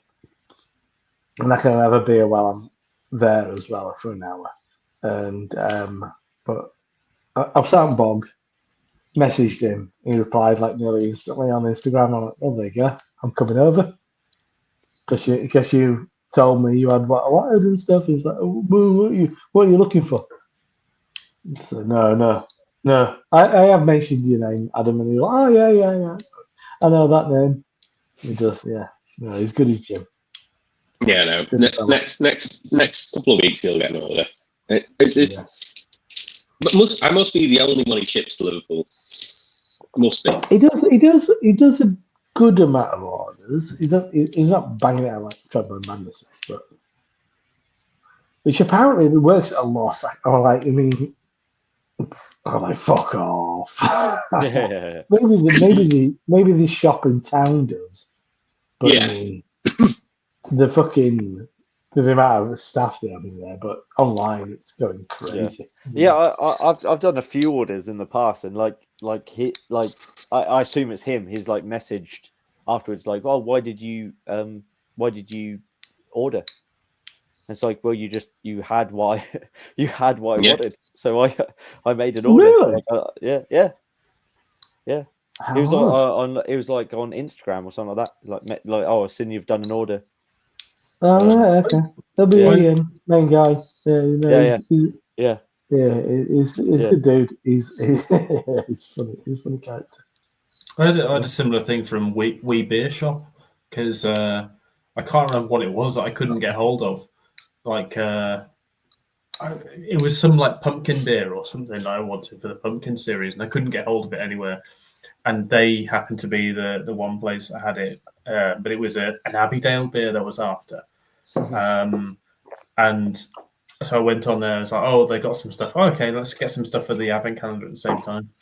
And it was like, "So why did you order?" Sort of thing. And I was like, "Oh, well, interested, yeah."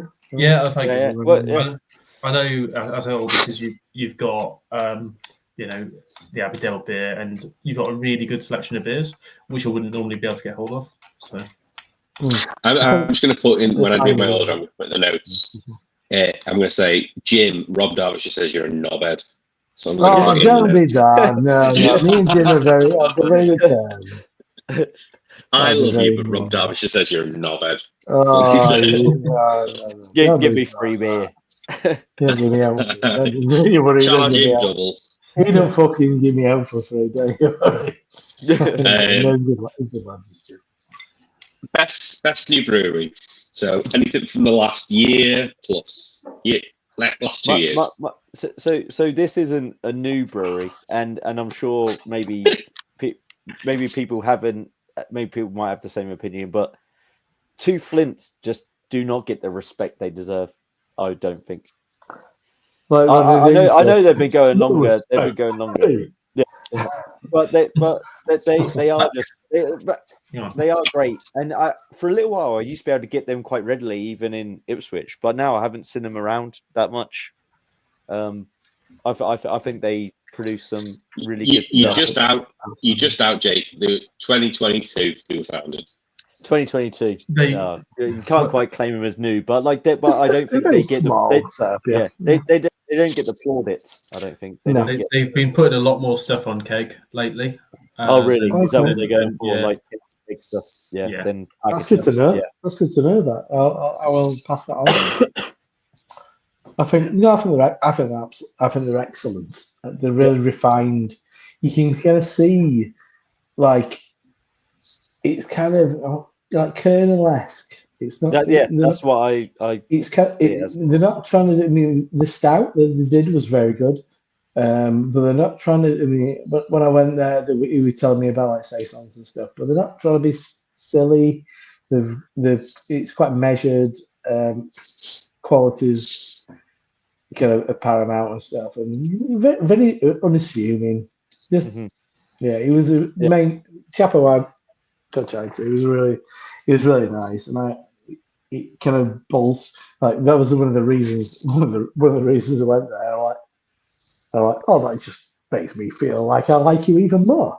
Yeah, and that's what I think. I think they sort of they're producing ridiculously good beer, and so it's not a new brewery, more of an underrated brewery, I'd say, and an underrated needs a bit more attention. Yes. Harry?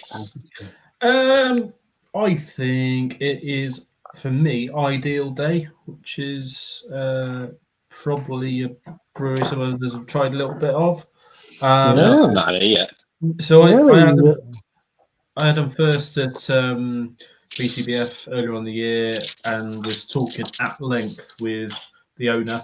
Mr. Rylands, James Rylands. And I just really, I thought, like, obviously farmhouse sort of style. I was thinking, oh, they're going to be fucking sours and shit like this. And he's like, no, we're just a farmhouse brewery, and that's what we are. So then I managed to get some keg stuff. We've had a couple of kegs up in the tap, and they've been really decent. And then obviously the bottles I've been getting wherever I can find them because it's quite tricky to get hold of them at the minute. But I know we're going to start getting them in the tap a little bit more, and I've been really impressed with what I've got. Been solid. Nice variety of styles as well. The Gav who owns Triangle is a big fan. Mm-hmm. Yeah, I've had some, and I think they stand out. Yeah. There's something different in the UK, and it's something that hopefully will endure. In itself, it's like a proper true farmhouse brewery. Mm-hmm. I mean, early ones were kind of like a bit saison-y, pale ale. But then they did a really good stout, done a lager, and it's Once again, it makes you Colonel. I mean, it's doing it for the right reasons and stuff. Yeah. I mean, and he's got great pedigree. I mean, he went to the right place at the right time, made some important kind of like decisions, made some play. It's not like you were at Beavertown early doors. He started up. He founded the old when Red Church were doing interesting things. It was all him, and then he just disappeared for a while. But you kind of think, yeah, he's made a difference, and he's made it. It's like a weird, proper. It's like a proper Belgian farmhouse where he could just make a load of nice saison and stuff. He doesn't need to make IPAs and all that business. It's not going to make him a lot of money. No. But the saison I had from him, a good thing. Just insane. So he's at the minute he's brewing a double mild, which I'm really interested. And obviously he's from like the Midlands or Brum sort of way originally. And he's like, So he was mentioning Sarah Hughes, Ruby Mild as being like the god of mild. So he's gone and like, we're going to brew a double mild as well. So being like 6%, something like Interested. that. Fucking that's like. So I'm going to try and get hold of that if I can. But I think they're really good. Pump clips come on like a big old wedge of wood. They're all wood, yeah. So it's all he prints it. It's hand printed and everything, and he cuts all the wood and everything's great. It takes you back. It takes me back to kind of like when I first started used to be. It's like that fits. It fits with that kind of ethos. It's not kind of like it's not about people making money. It's about people making beer. It's a really admirable thing that he's doing. I really appreciate it. Not that I love everything that they produced. It's not my kind of beer always, but I think I really appreciate it. Yeah. What would you say is your best new brewery, Rob? Dos Kiwis Who? from Spain. Dos Kiwis. Yeah, I do. It's not Dos Keys. Dos Kiwis. So the base. I think I can't remember the base, but it's Spain, and I presume it's two fellas from New Zealand, just to call Dos Kiwis. Not Dos Equis. Not Dos Equis. The logos are two silhouettes of two Kiwis, and like I'd not realised that, and my mate were like, "Oh, two Kiwis," and I'm like, "Oh, of course." But yeah, good. Good. Like following on the trend of like the likes of Garage and Bassan. And now that I've had a hell of a lot of new stuff for that, we're like, I really like that. Did an absolute banger with Peacherine. Love me some Peacherine. Oh yeah, I keep getting the cloud ones of Peacherine thing in my basket. Real dirty. Oh yeah. The cloud Peacherine is bad. Yeah. But I'd say the Dos Kiwis are softer, so maybe suited the whole Peacherine a little bit better. But keep your eye out. Travelling Madness, they've had it. Okay. The ones they've got will be old by now, but when next batch plans. But I enjoyed them. But who else is actually the other one? Maybe I'll put this in. I'll put this in the next category. Actually, go for it. No. I was going to say mine was. I've only had 3 beers from them, and it's thanks to Harry. Braslou beer. The red IPA was disappointing, but the saffron Helles and the Belgian blonde were superb. Yeah, and I wouldn't say I'm a big. No one's ever said that. No one's ever said that sentence ever. The saffron Helles was really good. It was fucking. It was excellent. Funny as fuck. I'm not. Lager is my weakest category, and the saffron Helles, I rated 4.3. 4.3, yeah. Was there actual saffron in the beer? Yeah. Was it like was it like not yellowy? that much. Was it like proper yellowy? It was golden. I would say it's Golden. like a Do you golden know colours. why Adam's lager category is shit? Is because he's not drinking enough Augustine Edel stuff. It's more Iyengar. It was brilliant.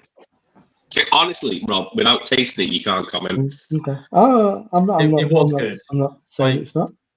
More for it. Yes. So that The brewery, red it just- IPA was disappointing. I was disappointed with the red IPA. I don't They think it was needed quite so more red saffron in the red IPA. IPA. It needed more Well, hops than the red paprika. IPA. Yeah. So All that right. And the brewery Belgian just blonde was good happens as to well. be my. So whenever I go down to Cornwall, it's literally about a 10-minute drive from my auntie's house. So the nearest brewery is Padstow Brewery, and then you can get to Brelu Beer in about another 5 minutes. And then not far away, you've got Blunt Rock Brewery as well. It's just it's a fucking brewery hotspot at the minute. Well, it's because Padstow were making waves for a little bit, weren't they? And then they just seem to have. You just do local. maybe they're just cornering their own market that's all they before do. having to They smash it locally. nationalize And it's what to an extent what Pipeline do as well. They sell really well locally, but it's really shit to get them anywhere outside. What time would matter though without Pipeline? The thing is, if you make enough money to make a sustainable business just from your local market, I mean that's literally the whole of America. That's what most breweries do in America, isn't it? They corner their local market. Yeah. People go there, but obviously it's bigger geography, isn't it? I work for a brewery, and we only ship within a 45-mile radius. Yeah. It's a corner that. It's like that. Apart from the Farmer's Best in my fridge right now. Apart from that one, which you don't have because you don't have it. Yeah, I wouldn't put it on mildly creased label. I was like, oh fuck this. Seconds. Jake, your new brew. Oh, we've done Jake, haven't we? No, I've done me. Yeah, I was two flints, even though they're not new. Even though they're not new, but they need to be kept in the zeitgeist. So, most improved brewery of the year, Robert. I'm gonna parcel mine together because it's the same answer for most improved and one to watch, and I'm gonna go State of Kind. Okay. They're doing some good stuff. I think they've really improved. Mm-hmm. I think it's hard, and the other one, which is a newer one, which is completely unknown, so I've not had anything, which is Lucky's in Newcastle. I'm really interested to see what they do. A couple of people from Almasty. Okay. They've opened a pub and a brewery up in Jesmond. Fucking fella who's got a big old fucking chopper. Wow. It's like an 80s rocker, and there's a lass there. It was really nice. They're opening this place in Jesmond. Nice. Yeah. I'll have to go up now for some pint again. I bet I got on it nice. I And want to go and see Peter Beardsley and Shaka Hislop. I love playing lumpy chicken wrap. Shaka Hislop. Shaka Hislop's accent is one of my favourite in the world. Thanks, you get a spree. So I think most improved brewery, because God, they've come a fucking long way, is Phantom. Because their beers were fucking atrocious. Iffy. And we've been getting a lot in the tap recently, and I've been like, I remember, I think it was like it was like S's for Superdelic or something like that. Yeah. And I was like, what the fuck? What is this legit brewed by Phantom? And then it was a can of beer from like an 8% double IPA or something. And I was like, that tastes like it could have been brewed by like Track or Vern or anyone like that. And then I tried a couple more, other kind of more sessionable stuff.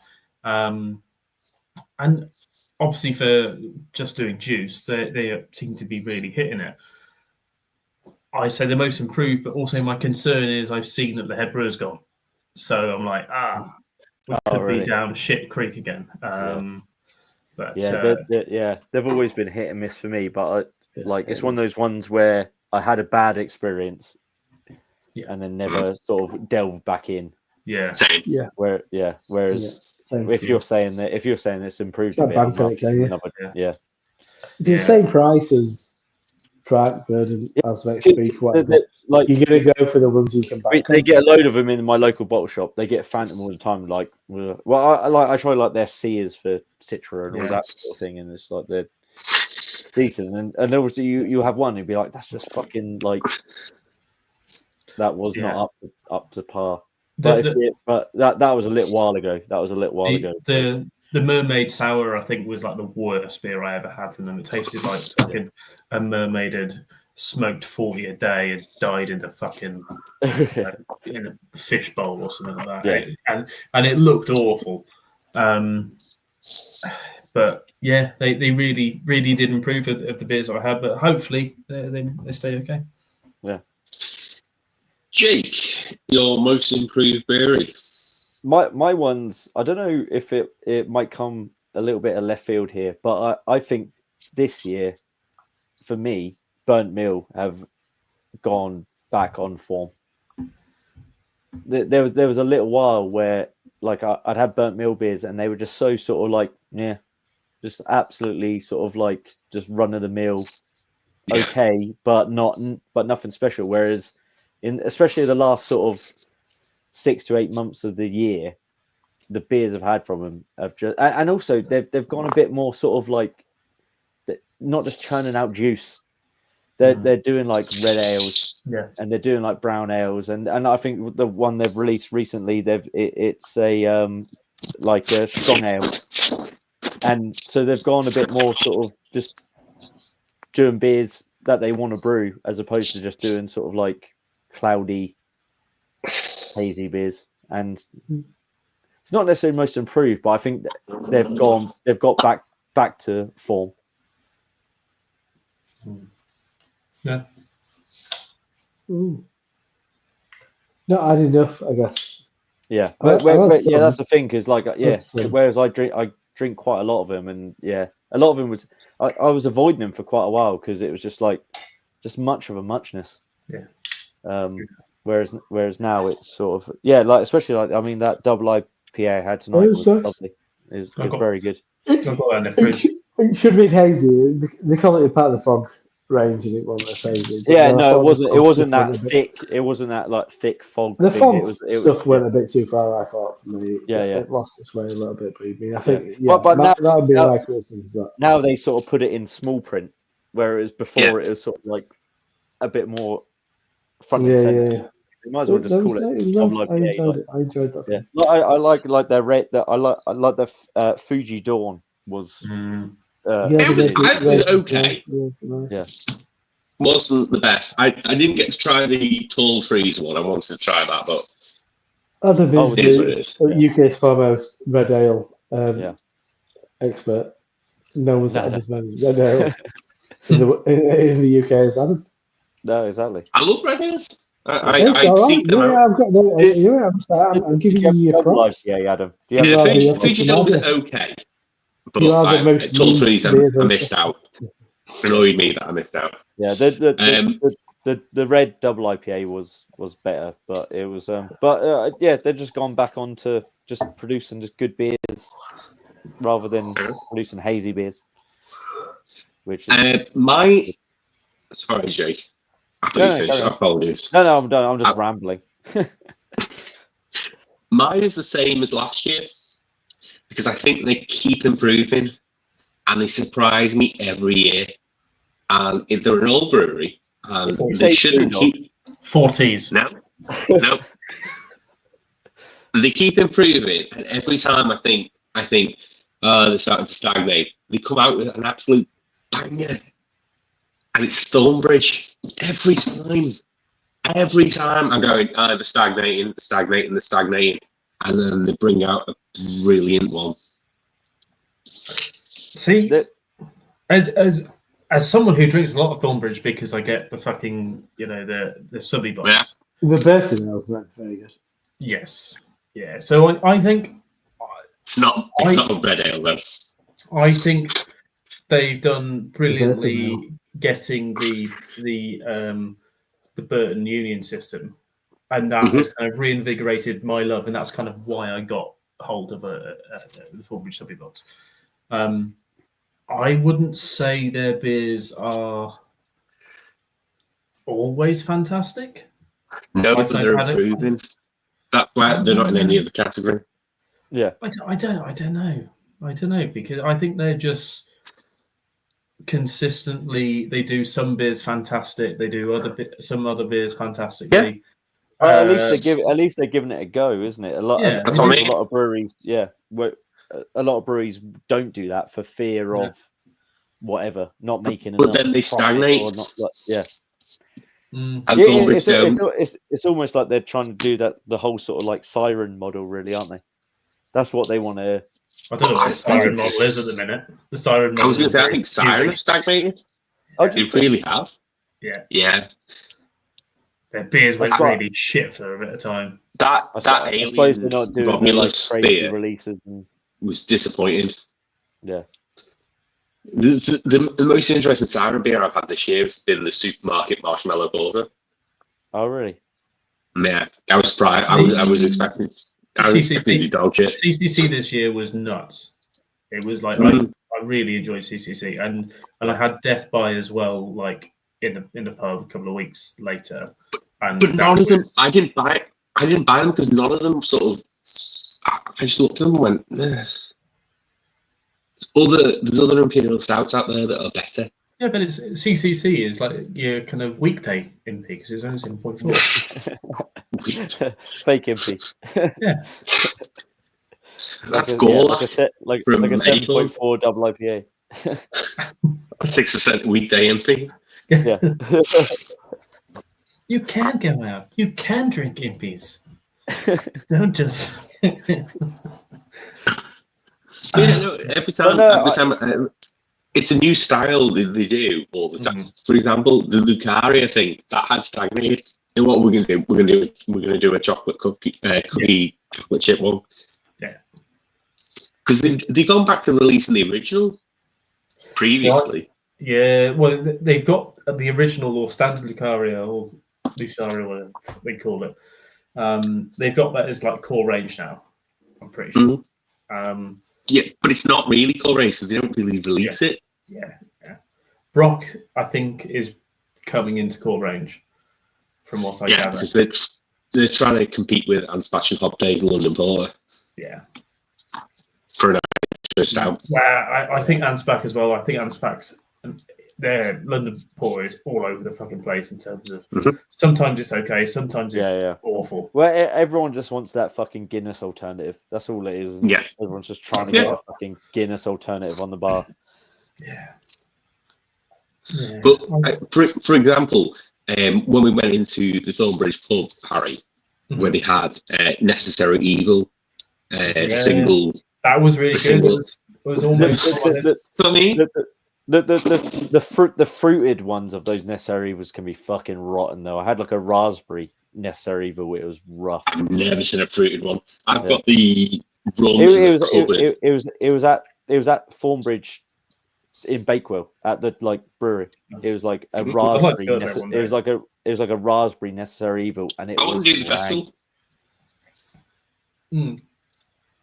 Because the festival, they were doing all sorts of different Jack pours. Oh, and they had the DDH before it came in can at the festival. I think I had DDH this year. No, I didn't have. Sorry, I just had Jaipur X this year, not DDH. That was good. And I just think every time you count them out, they do something mental. Yeah, I'm looking forward to a lot of Burton ales this year. Well, AKs, X's. I reckon there might be a mild. There might be a mild. Yeah, they can be good. Right. Do you want to start with the last one, and then we'll wait for them to come back? Yeah. So ones to watch. I've kind of got two for this, both in the same neck of the woods. I've already mentioned one before. Three.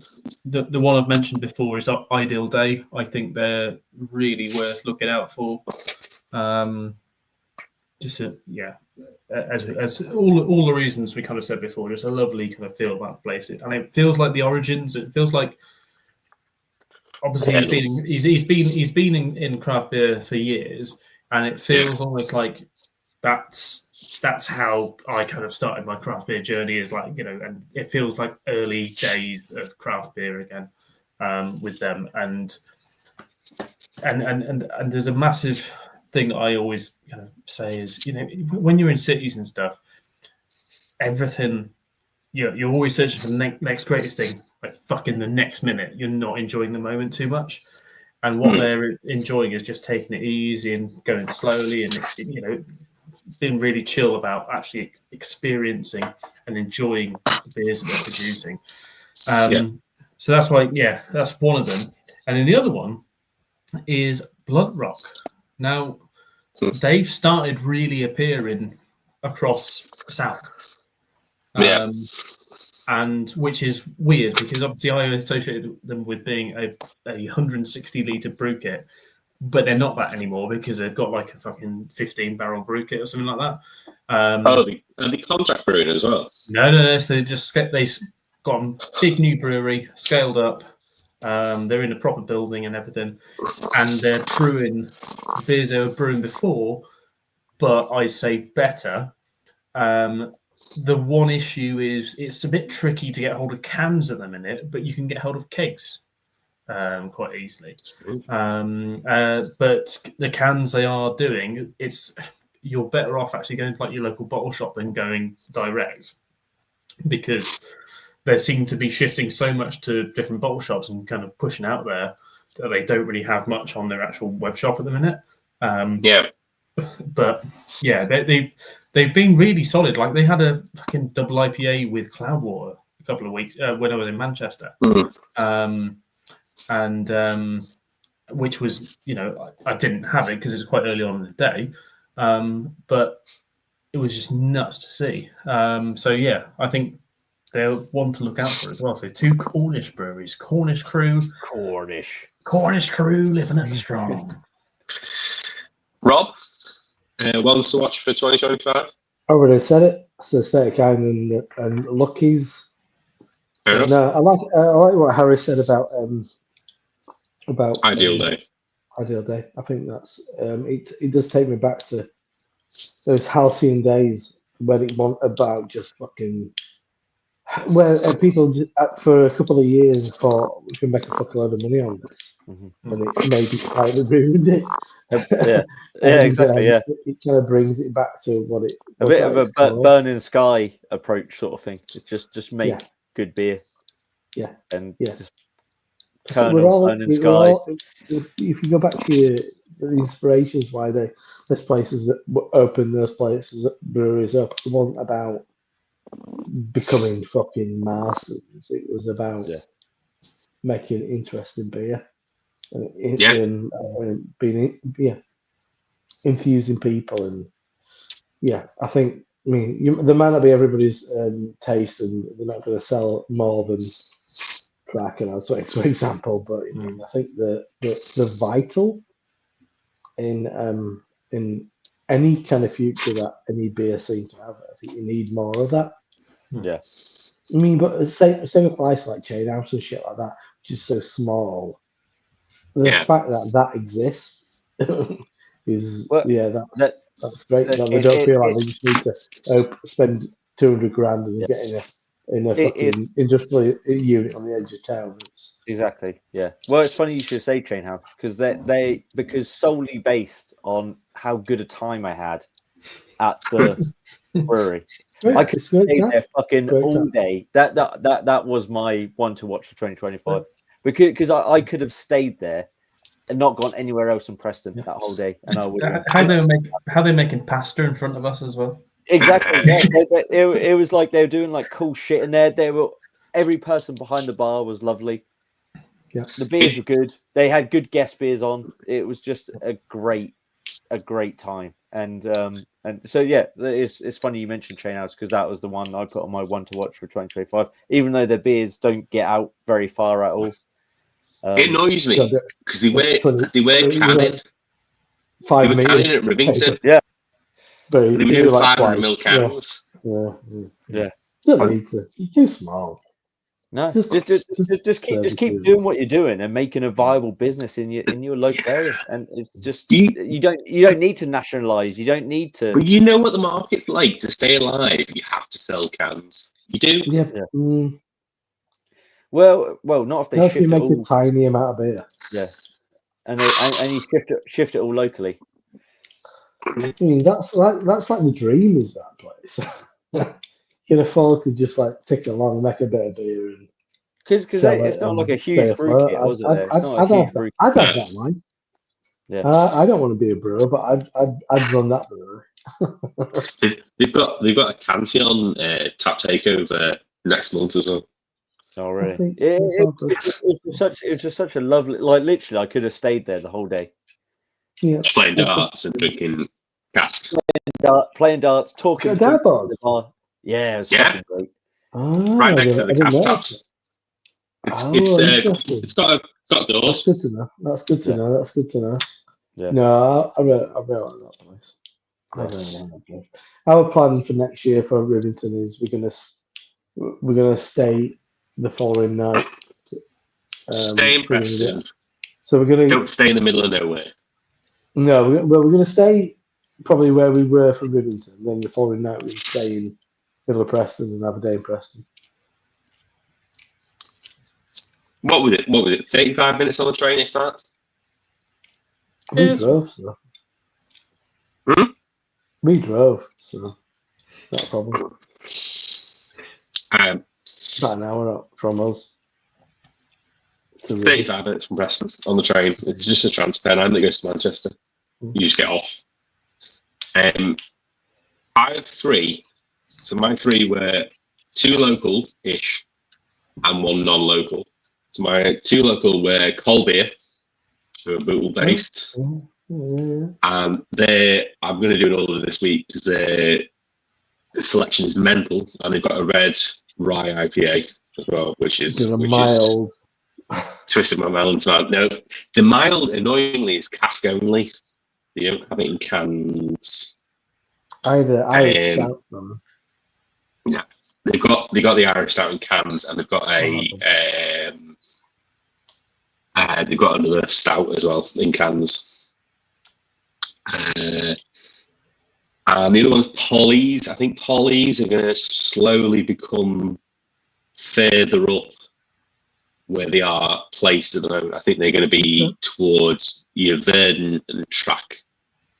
I think they're just below that at the minute, and I think they're about to start to go further up, especially with the tap room open at the end of the month. I think. End of the month. Is it in Mould then, or what? Yeah, Mould. Yeah, it's, over the road from Mould Ale House. Oh, you got, really? Okay. You got Mould Ale House, okay. and the other place that you went to, Beard Lab. The brother's like 20 minute drive from it.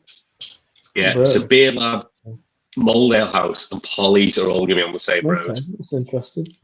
So I think they're gonna start going above Verdon. Interesting. Maybe because Verdon had dropped off a little bit. I don't think that's fair to say. A little bit, just a little bit. Well, we got the P word releasing next week. Which is at a fucking. Do you see how many places actually have party next week? 120. 125 or whatever. It's like yeah. it's good. The whole point about it used to be scarcity. We got it next week. You get it fucking anywhere now. I think Verdant should ask Molson Coors just to contract brew one for them. Yeah, every now and again. Yeah. Slip one in. Yeah, can you just do a 100,000 hectoliter brew for us? Yeah.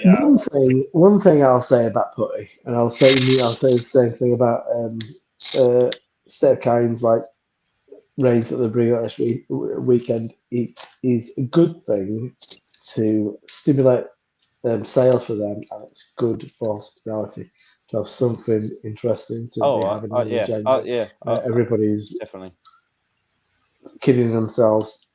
The thing that the clever thing that Verdant have done with Putty is to be one of their launch venues. You also have to buy like 4 other kegs. Yeah. Well, I told Gav to get for when we have it. I said, Yeah. do a tap takeover. Yeah. And they've done it anyway. Because that's how you become one of their launch venues. Is like you get Putty, but also you have to buy 4 of their other beers. But I bet you that they're selling it. They're selling it His to wholesalers. oldest mate, Gav's oldest mate works at Verdant, so. They're selling to wholesalers. You pick it up. You can pick it up like the week after. Just do that. Yeah. If you don't want to be a launch venue, then yeah. I was looking at buying a keg of putty earlier. Just for you? No, for a bar I sell to. And what was the price on it? 125. Fuck no, way more. Way more. That's like a landlord, is that? And 164 for a 20-litre keg. Wow. I just want to do my last one to watch. Sorry, Adam. Yeah. Breakbeat, who are becoming the Emperors of the South. I've actually got a Breakbeat beer. I was going to drink it tonight. But, I said they're the new Tartarus is what they are. No, the Emperors is one guy. Aren't Emperors already in the South? Where are Emperors from? Nottingham. Midlands. Nottingham. The Leicestershire. Midlands. Emperors are in Nottingham, you fucking lemons. Colville is where he's from. Colville, it's Leicestershire, Midlands. Emperors, East Midlands. A base. Yeah. Next up, they use Bang the Elephants kit. Yeah, but that's He's not got where a he's unit from. next door. Originally they're from Colville. Originally they're from Colville. Yeah, because that's where he's from. He's from Wigan. Oh, he's from Lee. Yeah, Wigan and Lee. So he did Thingy Bob did an episode with him. Planet Beer. Yeah, Sean Coogan. They did 2 episodes because they had him and Sean. What's his face? Because he's his mate. Sean Coogan. Yeah. But he originally formed Emperors in Colville in Leicestershire, which is Midlands. And so Nottingham. So it's Nottingham. He made all his money on to do with medical supplies and stuff, didn't he? Yeah. Yeah, he used to work for Hygiena. Yeah. But anyway, Breakbeat are the Emperors of the South because they're in outskirts of Southampton. Ah. No one wants to go there though. Drinking in Southampton. It's always been a dream. You know what I mean? It's my dream. Moving we're nearly Southampton. Southampton. There's nothing. I'm going to finish it there in 50 seconds. But Rob and Harry both have the option to keep going if they want to on their own channels. I'm going to bed. I'm fine. I'm here for offline chat, and that's it. Yeah. Okay. See you later. Well, in the next... Okay, bye. I was going to say, in the next 20 seconds, I'm going. The old Irish guy. Bye now. Go now. Adam, look what I've got next. I've got a can for you. Absolute maniac. Yeah. I've got a can for you on the side. / it may be Peter's mystery beer. I still got a dragon tea. I thought you were going to end it on 4 exactly. Yeah. We're gonna go 4:10. So I'm going. No. It's gonna take ages. It's still not doing it. It's gonna be like after 4:40 now because it's still ending. Did you actually fucking press it? I pressed it, but I'm now gonna have to wait until it's near 4:20, 4:40.